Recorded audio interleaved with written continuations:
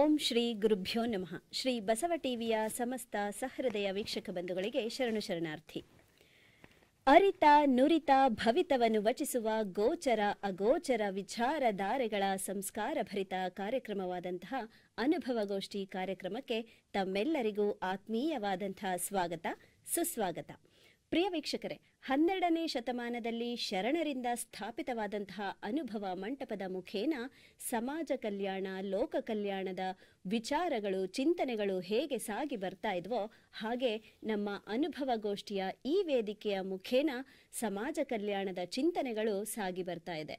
ಇಂತಹ ಚಿಂತನೆಗಳ ವಿಷಯಗಳು ಏನಿದೆ, ಆ ವಿಷಯಗಳ ಚರ್ಚೆ ತಮ್ಮೆಲ್ಲರಿಗೂ ಉಪಯುಕ್ತವಾದಂತಹ ಮಾಹಿತಿಯನ್ನ ನೀಡ್ತಾ ಇದೆ ಅಂತ ಭಾವಿಸ್ತಾ ಇಂತಹ ಒಂದು ಸಂಸ್ಕಾರ ಭರಿತ ಕಾರ್ಯಕ್ರಮವನ್ನ ಇಂದು ಆರಂಭ ಮಾಡೋಣ. ಇವತ್ತಿನ ಚರ್ಚಾ ವಿಷಯ ಏನಿರಬಹುದು ಅಂತ ತಾವೆಲ್ಲರೂ ಯೋಚಿಸ್ತಾ ಇದ್ದೀರಾ?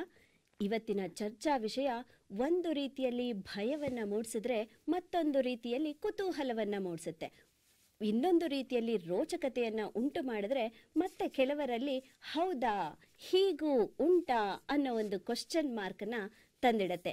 ಏನಿರ್ಬೋದು ಇಂಥ ಒಂದು ವಿಚಾರ ಅಂತ ತಮ್ಮೆಲ್ಲರಲ್ಲೂ ಕುತೂಹಲ ಕೆರಳ್ತಾ ಇದೆ ಅಲ್ವಾ? ಇಂದಿನ ವಿಚಾರ ಯಾವುದಪ್ಪ ಅಂದ್ರೆ ದೇವರು, ದೆವ್ವ, ಈ ಎರಡೂ ಶಕ್ತಿಗಳು ಅಗೋಚರ. ಈ ಎರಡೂ ಶಕ್ತಿಗಳು ತಮ್ಮ ಮೈ ಮೇಲೆ ಬರ್ತಾ ಇದೆ ಅಂತ ಹೇಳ್ಕೊತಾ ಇರುವಂತಹ ಜನಗಳ ನಡುವೆ ನಾವೆಲ್ಲರೂ ಇದ್ದೀವಿ. ಹಾಗಾದ್ರೆ ಈ ದೇವರು, ದೆವ್ವ ಮೈ ಮೇಲೆ ಬರೋದು ಎಷ್ಟರ ಮಟ್ಟಿಗೆ ಸತ್ಯ, ಎಷ್ಟರ ಮಟ್ಟಿಗೆ ಸುಳ್ಳು ಅನ್ನುವಂಥ ಒಂದು ಚರ್ಚೆ ಇವತ್ತಿನ ನಮ್ಮ ವೇದಿಕೆಯಲ್ಲಿ ಆಗ್ತಾ ಇದೆ. ಇದು ನಿಜಕ್ಕೂ ತಮ್ಮೆಲ್ಲರಿಗೂ ಮೌಲ್ಯಯುತವಾದಂತಹ ಮಾಹಿತಿಯನ್ನ ನೀಡೋದ್ರ ಜೊತೆಗೆ ಯಾವ ರೀತಿಯ ಮೌಢ್ಯಕ್ಕೆ ನಾವೆಲ್ಲ ಒಳಗಾಗಿದ್ದೀವಿ ಅನ್ನೋದನ್ನು ಕೂಡ ತಮ್ಮೆಲ್ಲರಿಗೂ ತಿಳಿಸುತ್ತೆ ಅನ್ನೋದನ್ನ ನಾನು ಹೇಳ್ತಾ ಇಂದಿನ ಈ ಚರ್ಚೆಯನ್ನ ಪ್ರಾರಂಭ ಮಾಡೋಣ. ದೇವರು, ದೆವ್ವ ಮೈ ಮೇಲೆ ಬರೋದು ಸತ್ಯವ ಅಥವಾ ಸುಳ್ಳ ಅನ್ನುವಂಥ ವಿಚಾರದಲ್ಲಿ ಸುಳ್ಳು, ದೇವರು ಅಥವಾ ದೆವ್ವ ಯಾವುದೇ ಈ ರೀತಿಯ ಅಗೋಚರ ಶಕ್ತಿಗಳು ಮೈ ಮೇಲೆ ಬರೋದು ಸುಳ್ಳು ಅನ್ನೋ ಒಂದು ವಿಚಾರವನ್ನ ತಮ್ಮ ಮುಂದೆ ವಾದದ ಮುಖೇನ ತಿಳಿಸಲು ನಮ್ಮೊಂದಿಗೆ ಈರ್ವರು ಅತಿಥಿಗಳಿದ್ದಾರೆ. ಶ್ರೀಯುತ ಕೊಟ್ರೇಶ್ ಎಸ್ ಉಪ್ಪಾರವರು ಶಿಕ್ಷಕರು, ಸಾಹಿತಿಗಳು ಹಾಗೂ ಆಧುನಿಕ ವಚನಕಾರರು. ಇವರು ಹಾಸನದಿಂದ ಬಂದಿದ್ದಾರೆ. ಸರ್, ತಮಗೆ ಈ ಕಾರ್ಯಕ್ರಮಕ್ಕೆ ಆತ್ಮೀಯವಾದಂತಹ ಸ್ವಾಗತ. ಶರಣು ಶರಣಾರ್ಥಿ. ಶರಣು ಶರಣಾರ್ಥಿ. ಇದೇ ಒಂದು ವಿಚಾರವಾಗಿ ದೇವರು, ದೆವ್ವ ಅನ್ನೋದೆಲ್ಲ ಮೈ ಮೇಲೆ ಬರೋದು ಶುದ್ಧ ಸುಳ್ಳುರಿ ಅಂತ ವಾದ ಮಾಡಲಿಕ್ಕೆ ನಮ್ಮೊಂದಿಗೆ ಇರುವಂತಹ ಮತ್ತೋರ್ವ ಅತಿಥಿಗಳು ಶ್ರೀಯುತ ವೀರೇಶ್ ಹಿತ್ತಲಮನೆ, ಪ್ರಾಂಶುಪಾಲರು, ಆಕ್ಸ್ಫರ್ಡ್ ಪದವಿ ಪೂರ್ವ ಕಾಲೇಜು, ಹಾವೇರಿ. ಸರ್, ತಮಗೂ ಕೂಡ ಕಾರ್ಯಕ್ರಮಕ್ಕೆ ಆತ್ಮೀಯವಾದಂತಹ ಸ್ವಾಗತ. ಶರಣು ಶರಣಾರ್ಥಿ. ಶರಣು ಶರಣಾರ್ಥಿ. ದೇವ್ರು, ದೆವ್ವ ಮೈ ಮೇಲೆ ಬರೋದು ಸತ್ಯ ಕಣ್ರಿ. ಯಾಕೆ ಅಂದ್ರೆ ನಮ್ಮ ಮುಂದೆನೆ ಕಣ್ಣಲ್ಲಿ ಕಾಣ್ತಾ ಇದೀವಲ್ಲ, ಎಷ್ಟೋ ನಿದರ್ಶನಗಳನ್ನ ನಾವು ನೋಡ್ತಾ ಇದ್ದೀವಿ. ಪೂಜೆ ಮಾಡಕ್ಕೆ ದೇವಸ್ಥಾನಕ್ಕೆ ಹೋದ್ರೆ ದೇವ್ರು, ದೆವ್ವ ಮೈ ಮೇಲೆ ಬಂದಿರೋದನ್ನ ನಾವೆಲ್ಲ ನೋಡ್ತಾ ಇದೀವಲ್ಲ, ಹೇಗ್ ಸುಳ್ಳು ಅಂತ ಹೇಳ್ತೀರಾ, ಇದು ಸತ್ಯ ಅಂತ ವಾದ ಮಾಡಲಿಕ್ಕೆ ನಮ್ಮೊಂದಿಗೆ ಈರ್ವರು ಅತಿಥಿಗಳಿದ್ದಾರೆ. ಶ್ರೀಯುತ ಸತೀಶ್ ಆರ್, ಪ್ರಾಂಶುಪಾಲರು, ಕಾಗದನಗರ ಆಂಗ್ಲ ಪ್ರೌಢಶಾಲೆ, ಭದ್ರಾವತಿ. ಸರ್, ತಮಗೆ ಕಾರ್ಯಕ್ರಮಕ್ಕೆ ಆತ್ಮೀಯವಾದಂತಹ ಸ್ವಾಗತ. ಶರಣು ಶರಣಾರ್ಥಿ. ಶರಣು ಶರಣಾರ್ಥಿ. ಇದೇ ವಿಚಾರವಾಗಿ ದೇವರು, ದೆವ್ವ ಮೈ ಮೇಲೆ ಖಂಡಿತ ಬರುತ್ತೆ ಅಂತ ಹೇಳೋ ಅಂತ ವಿಚಾರವನ್ನ ತಮ್ಮ ಮುಂದೆ ಮಂಡನೆ ಮಾಡುವಂತಹ ಮತ್ತೋರ್ವ ಅತಿಥಿಗಳು ಶ್ರೀಯುತ ಪ್ರಕಾಶ್ ಜಿಂಗಾಡೆಯವರು, ಶಿಕ್ಷಕರು ಮತ್ತು ಸಾಹಿತಿಗಳು, ಬೆಂಗಳೂರು. ಸರ್, ತಮಗೂ ಕೂಡ ಕಾರ್ಯಕ್ರಮಕ್ಕೆ ಆತ್ಮೀಯವಾದಂತಹ ಸ್ವಾಗತ.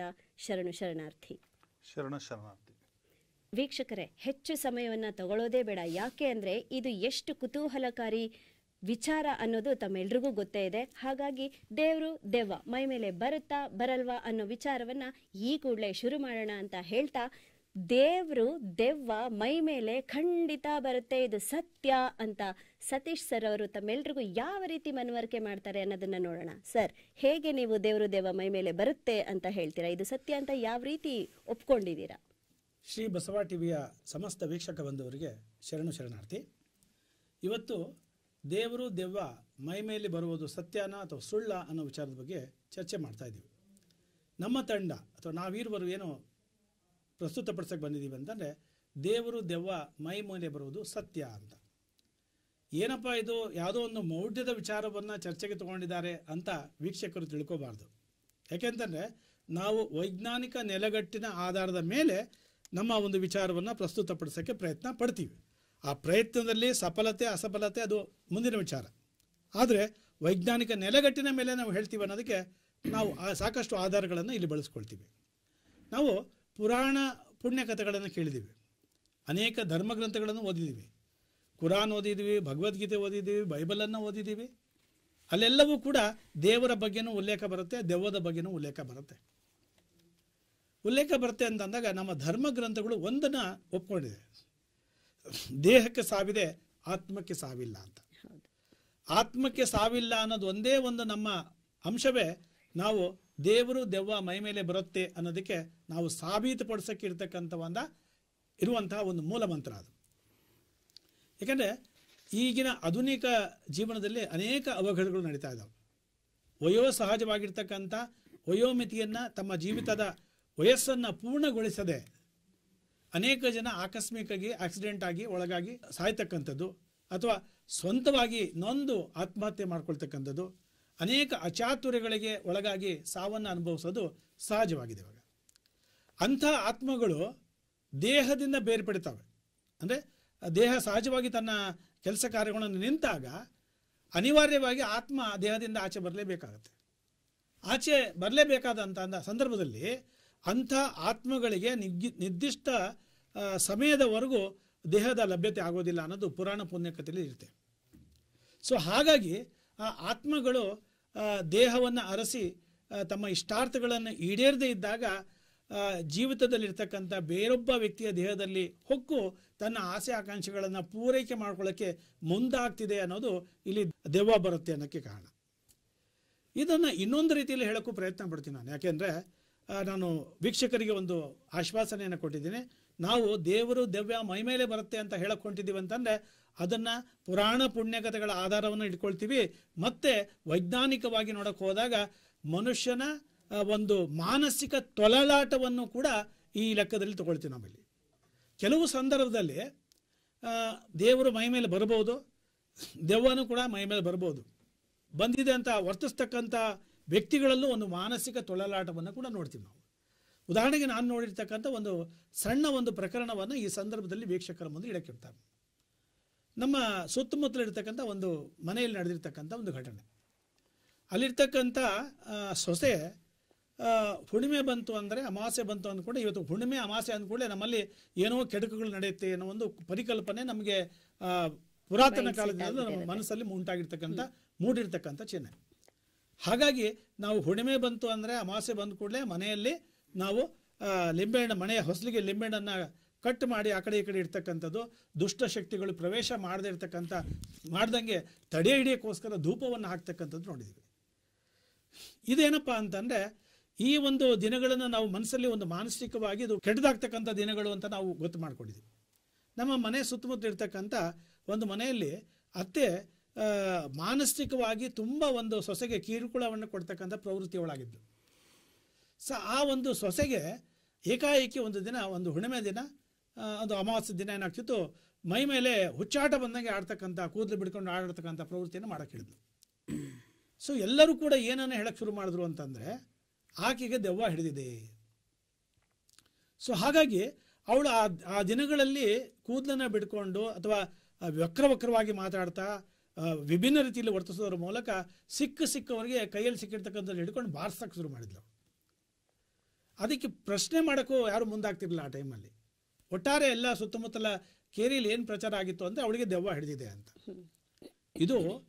ಇದನ್ನು ಬಗೆಹರಿಸಬೇಕು ಅನ್ನೋ ಉದ್ದೇಶದಿಂದ ಅನೇಕ ದೇವಸ್ಥಾನಗಳಿಗೆ ಕರ್ಕೊಂಡು ಹೋದ ನಂತರ ಅದೇ ರೀತಿ ನಮ್ಮ ದಾವಣಗೆರೆ ಜಿಲ್ಲೆಯಲ್ಲಿರ್ತಕ್ಕಂಥ ಒಂದು ಉಕ್ಕಡಗಾತ್ರಿ ಅಂತ ಒಂದು ಊರು ಬರುತ್ತೆ. ಆ ಉಕ್ಕಡಗಾತ್ರಿಯಲ್ಲಿ ತುಂಗಭದ್ರಾ ನದಿ ಹರಿದೋಗುತ್ತೆ.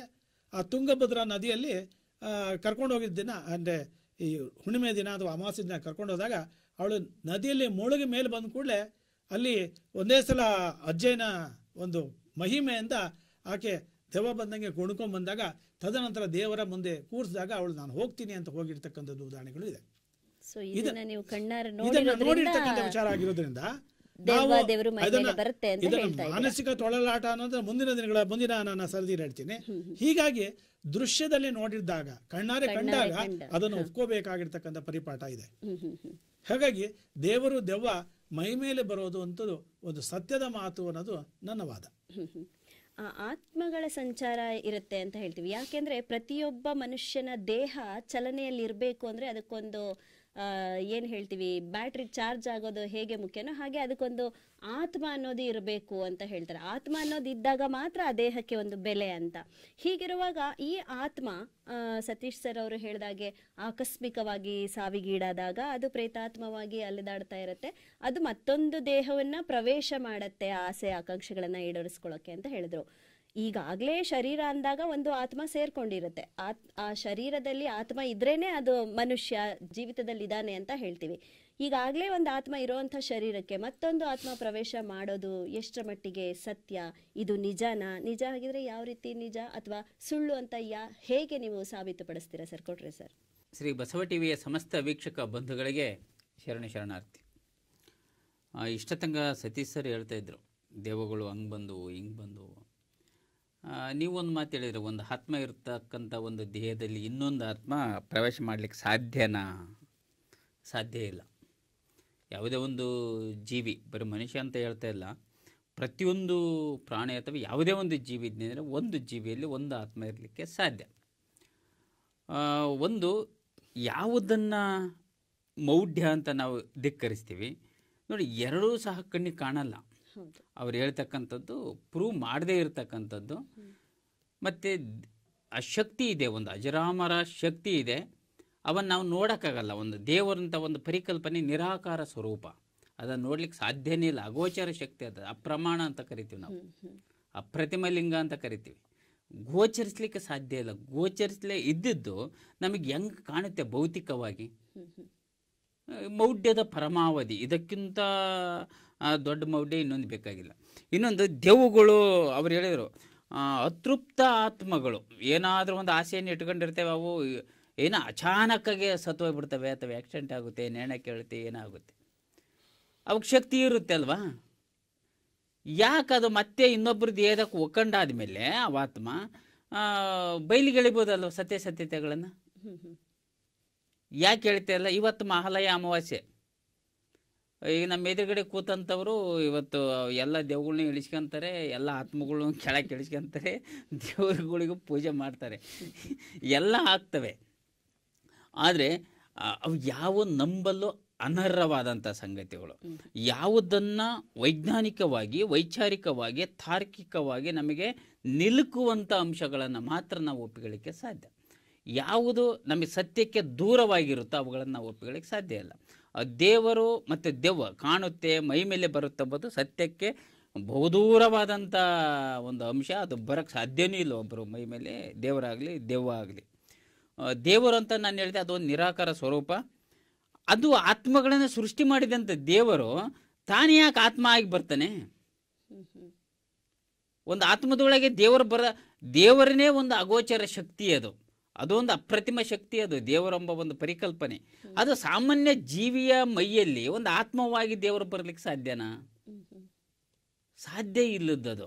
ಮತ್ತು ಇವ್ರು ಹೇಳ್ತಾರೆ ದೇವದ ಬಗ್ಗೆ ಒಂದು ಪರಿಕಲ್ಪನೆ ಹೇಳಿದ್ರು, ಉಕ್ಕಡಗಾತ್ರ ಹೋಗ್ತಾಳೆ ಬಿಟ್ಬಿಡ್ತಾರೆ.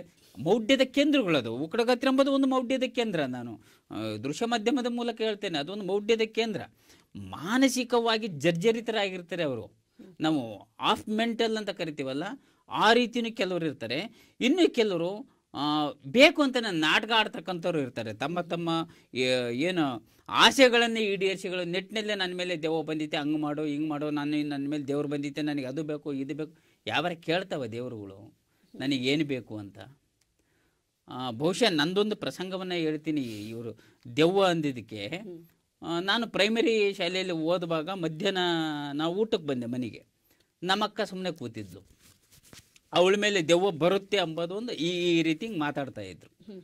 ಊಟಕ್ಕೆ ಕೂತಂಥ ಒಂದು ಸಂದರ್ಭದಲ್ಲಿ ಸುಮ್ಮನೆ ಕೂತಿದ್ಲು. ಅವಳು ಸಾಕಷ್ಟು ಕೂದಲು ಹೇರಳವಾಗಿದ್ಲು.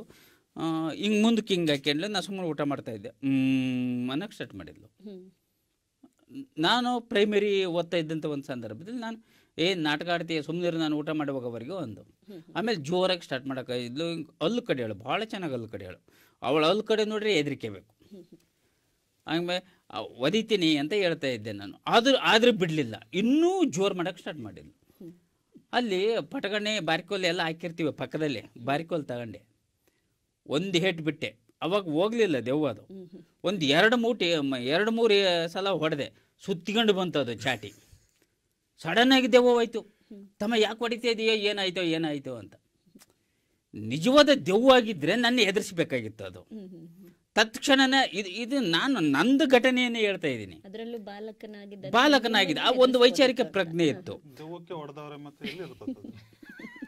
ಸುಳ್ಳು ಅಂತ ಅದು. ಆಮೇಲೆ ಏನಾಗೋದು, ನಾನು ಇಲ್ದಂತೆ ಬರೋದು. ಅವಳನ್ನ ಎದುರಿಸಕ್ಕೆ ಏನ್ ಮಾಡ್ಯಾರ, ದೆವ್ವ ಬಂದಾಗ ಕೊಟ್ರೇಶ್ ಬಂದ ಅನ್ನೋ ತರಲ್ಲಿ ದೆವ್ವ ಹೋಗ್ಬಿಡೋದು, ಒದಿತೀನಿ ಅಂತ. ಇದು ಒಂದು ನಾಟಕೀಯ ಪ್ರಜ್ಞೆ ಅಂತ ಇದು.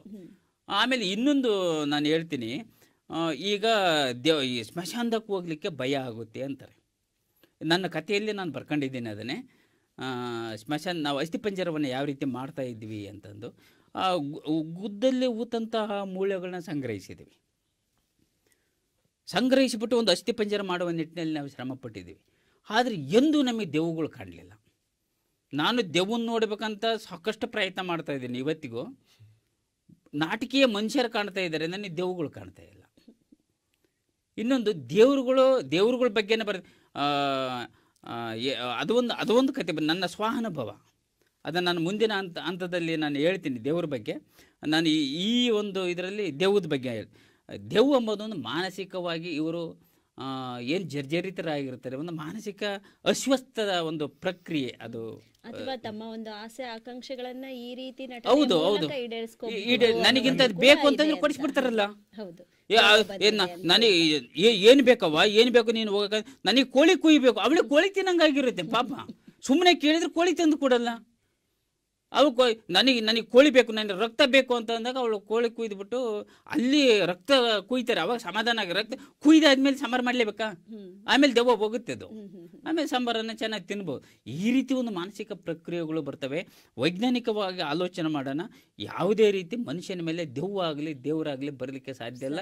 ಒಂದು ನಾಟಕೀಯ ಪ್ರಕ್ರಿಯೆ ಅಂತ ನಾನು ಇದನ್ನು ಹೇಳ್ತೀನಿ. ಈ ಪ್ರಾಯೋಗಿಕವಾಗಿ ಕೂಡ ಪರೀಕ್ಷೆ ಮಾಡಿದ ಮೇಲೆ ತಾವು ಈ ಒಂದು ನಿರ್ಧಾರಕ್ಕೆ ಬಂದಿರೋದ್ರಿಂದ ಅಷ್ಟು ಖಡಾಖಂಡಿತವಾಗಿ ಹೇಳ್ತಾ ಇದ್ದೀರಾ, ದೆವ್ವ ಅನ್ನೋದು ಮೈ ಮೇಲೆ ಬರೋದಿಲ್ಲ ಅಂತ. ಕೊಟ್ರೆ ಸರ್ ಅವ್ರು ಮಾತಾಡ್ತಾ ಒಂದು ಮಾತು ಹೇಳಿದ್ರು, ಅದೊಂದು ಅಗೋಚರ ಶಕ್ತಿ, ಕಣ್ಣಿಗೆ ಕಾಣಿಸಲ್ಲ ಅಂತ.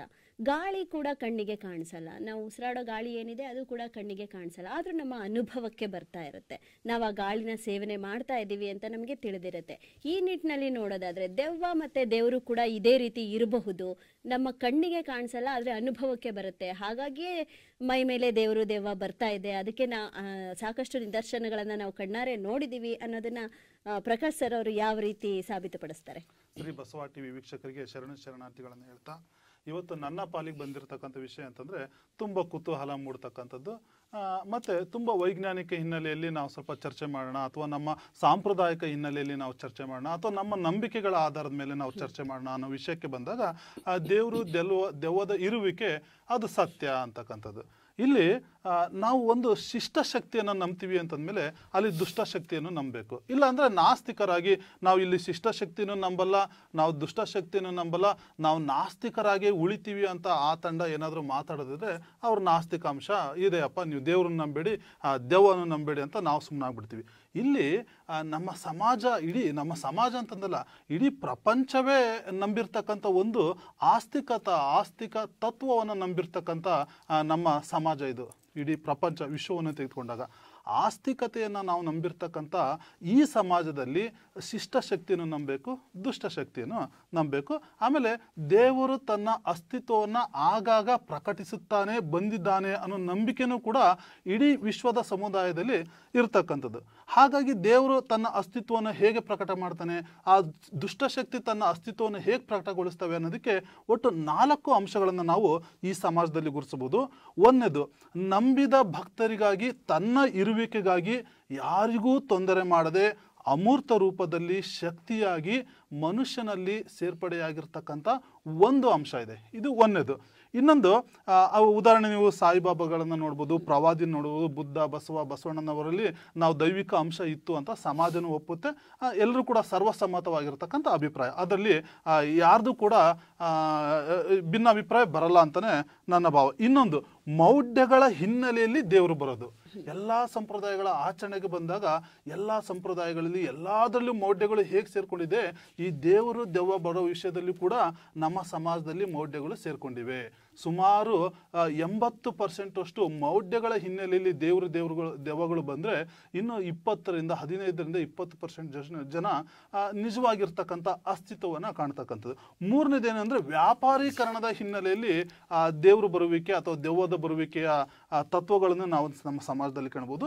ಇನ್ನೊಂದು 4ನೇ ತತ್ವ ಏನಂತಂದರೆ ಮಾನಸಿಕ ಅಸ್ತಿತ್ವ ಅಥವಾ ಅಜ್ಞಾನದ ಹಿನ್ನೆಲೆಯಲ್ಲಿ ದೇವರು ಬಂದಿದೆ ಅಂತ ಹೇಳ್ಕೊಳ್ಳೋದು. ಬಹುಶಃ ಕೊಟ್ರೆ ಸರ್ ಉದಾಹರಣೆ ಕೊಟ್ರಲ್ಲ, ಅದು ಮೌಢ್ಯ ಅಥವಾ ಅಜ್ಞಾನದ ಹಿನ್ನೆಲೆಯಲ್ಲಿ ಅವ್ರ ಅಕ್ಕನಿಗೆ ಬಂದಿರತಕ್ಕಂಥದ್ದು. ಆಮೇಲೆ ಪಾಪ ಅವ್ರು ಚಾಟಿ ಕೊಟ್ಟಿದ್ದಾರೆ, ಅದು ಹೋಯ್ತು. ಒಟ್ಟಾರೆ ಈ ಮೌಢ್ಯಗಳ ಹಿನ್ನೆಲೆಯಲ್ಲಿ, ವ್ಯಾಪಾರೀಕರಣದ ಹಿನ್ನೆಲೆಯಲ್ಲಿ, ಮಾನಸಿಕ ಅಸ್ತಿತ್ವ ಮತ್ತು ಅಜ್ಞಾನದ ಹಿನ್ನೆಲೆಯಲ್ಲಿ ಈ 3 ತತ್ವಗಳನ್ನು ನಾವು ಹೊರತುಪಡಿಸಿದ್ರೆ ನಿಜವಾಗಿ ಮೊದಲನೇದು, ನಂಬಿದ ಭಕ್ತರಿಗೆ ಯಾರಿಗೂ ತೊಂದರೆ ಕೊಡದೆ ತನ್ನ ಅಸ್ತಿತ್ವವನ್ನು ತೋರುವಿಕೆಗಾಗಿ ಬರ್ತಕ್ಕಂಥ ದೇವರು ಇದ್ದಾರಲ್ಲ, ಅದು ನಿಜವಾದಂಥ ಸ್ವರೂಪ.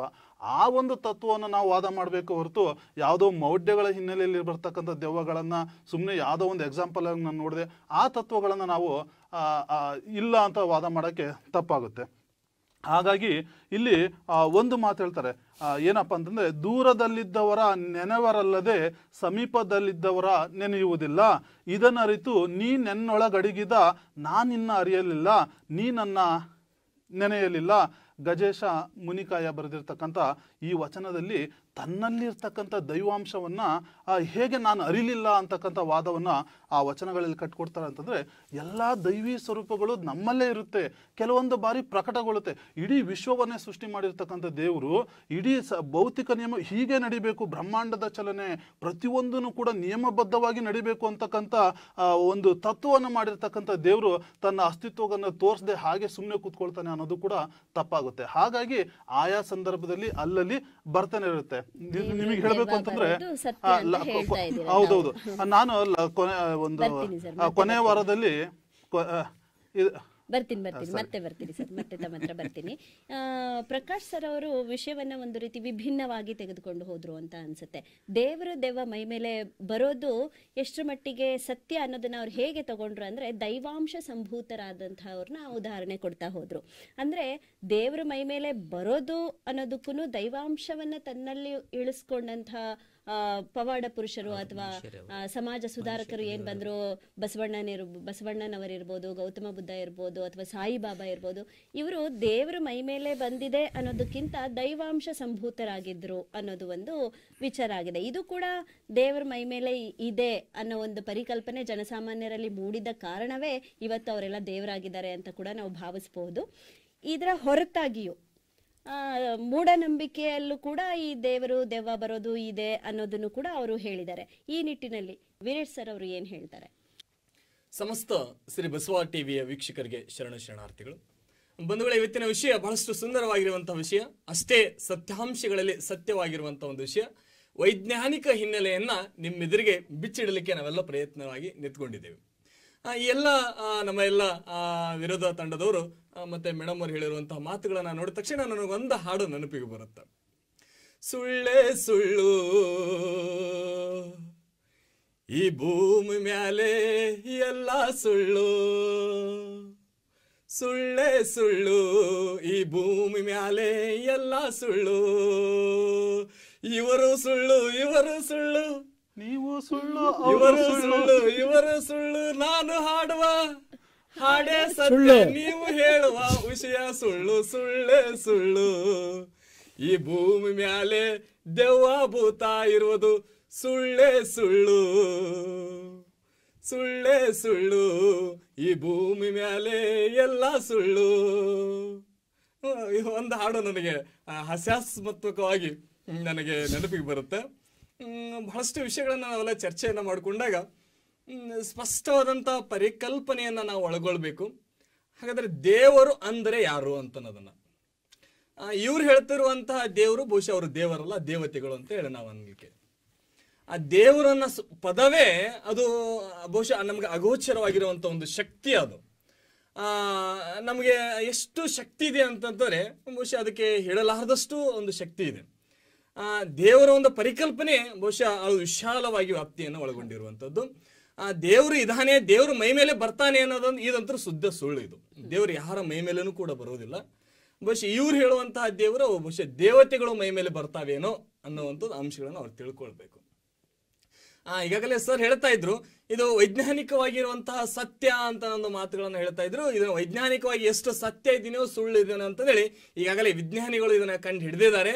ಸೊ ಇದು ಮಾನಸಿಕ ದೌರ್ಬಲ್ಯ ಅಂತ ಅನ್ನೋದನ್ನು ಕೂಡ ಇದನ್ನ ಪ್ರೂವ್ ಕೂಡ ಮಾಡಿದ್ದಾರೆ. ಸೊ ಬಹುಶಃ ನಮ್ಮ ಇದೊಂಥರ ಇವರು ಮಾಡ್ತಾ ಇರುವಂತ ಒಂದು ಪವಾಡಗಳಿವೆ ಎಲ್ಲ, ಇವರ ನಾಟಕೀಯ ಒಂದು ಅಂಶಗಳಿವೆಲ್ಲ. ಈ ನಾಟಕೀಯ ಅಂಶಗಳನ್ನ ಸ್ಪಷ್ಟವಾಗಿ ಸಮಾಜಕ್ಕೆ ತೋರ್ಪಡಿಸಿದಂತಹ ಪವಾಡ ಬಯಲು ಪುರುಷ ಅಂತಂದೇಳಿ ನಾವೆಲ್ಲ ಈಗ ಸಮಾಜದೊಳಗಡೆ ಅವ್ರನ್ನ ಗುರುತಿಸ್ತಾ ಇದ್ದೇವೆ. ಹುಲಿಕಲ್ಲು ನಟರಾಜ್ ಅವರು ಬಹಳ ಸ್ಪಷ್ಟವಾಗಿ ಇದನ್ನ ವಿಚಾರವನ್ನ ಪ್ರಸ್ತುತಪಡಿಸಿದ್ದಾರೆ. ಹಾಗಾದ್ರೆ ದೆವ್ವಗಳಂತಂದ್ರೆ ಯಾವುವು ಅಂತ ಅನ್ನೋದನ್ನ ಒಂದು ಪವಾಡದ ಮೂಲಕವಾಗಿ ಅದನ್ನ ಸಮಾಜಕ್ಕೆ ಸತ್ಯಂಗಳನ್ನ ಅವರೇನಾದ್ರು ತೋರ್ಪಡಿಸಿದ್ದಾರೆ. ನಾವು ಸ್ಪಷ್ಟವಾಗಿ ಅರ್ಥ ಮಾಡ್ಕೊಳ್ಬೇಕು. ಹಾಗಾದ್ರೆ ಇವರು ಹೇಳುವಂತಹ ದೇವರುಗಳು ಅಥವಾ ದೇವತೆಗಳು ಅಂತ, ನಾ ದೇವರು ಅಂತ ಮನಸ್ಸೇ ಬರೋದಲ್ಲ ನನಗೆ. ಸೊ ಇವರು ಹೇಳುವಂತಹ ದೇವತೆಗಳು ಅಥವಾ ಇವರು ಹೇಳುವಂತಹ ದೆವ್ವಗಳು ಇದ್ದಿದ್ದೇ ನಿಜವಾಗಿದ್ರೆ ಅದು ಯಾಕೆ ಹಿಂದುಳಿದ ಜನಾಂಗರ ಮೇಲೇನೆ ಮಾತ್ರ ಬರ್ತಾ ಇದೆ? ಅದು ಮುಂದುವರೆದ ಜನಾಂಗದಲ್ಲಿ ಅಂದ್ರೆ ಈಗಿರುವಂತಹ MLAಗಳು MP ಗಳು ಅವ್ರ ಮೈ ಒಳಗಡೆ ಯಾಕೆ ಬರ್ತಾ ಇಲ್ಲ ಸ್ವಾಮಿ? ಹಾಗಾದ್ರೆ ಕೇವಲ ಇಂತಹ ಒಂದು ಜನಾಂಗದವರ ಮೇಲ್ಗಡೆನೆ ಸಮಾಜದಲ್ಲಿ ಉನ್ನತ ವರ್ಗದಂತ ಬ್ರಾಹ್ಮಣರ ಮೇಲೆ ಬರದೇ ಇಲ್ಲ. ಅಯ್ಯೋ ಅದಂತೂ ಬಹಳ ದೂರ ಹೋಯ್ತು ಸರ್ ಅದು. ಯಾಕಂದ್ರೆ ಇವ್ರುಗಳ ಹುಟ್ಟಿ ಹಾಕಿದ್ದಲ್ಲ ಅವರೇ. ಹಾಗಾದ್ರೆ ಇವ್ರು ಕೆಳವರ್ಗದ ಜನಾಂಗದಲ್ಲಿ ಮಾತ್ರ ಈ ದೆವ್ವ ಭೂತಗಳು ಪಿಶಾಚಿಗಳು ಬಹಳಷ್ಟು ನೀವು ಗಮನಿಸ್ರಿ. ಇಂತಹ ಜನಾಂಗದವರ ಮೇಲೇನೆ ಇವ್ರು ಯಾಕಂದ್ರೆ ಅವರು ತುಳಿತಕ್ಕೆ ಬಹುಶಃ ಇವರೆಲ್ಲ ಮಾಡ್ತಾ ಇದ್ದಾರೆ. ಸೊ ಅಂತಹ ಒಂದು ಜನಾಂಗದ ಮೇಲೇನೆ ಇವರ ದೆವ್ವಗಳು, ಇವರ ಭೂತಗಳು, ಇವರ ಪಿಶಾಚಿಗಳು ಎಲ್ಲ ಬರ್ತಾ ಇದ್ದಾವೆ.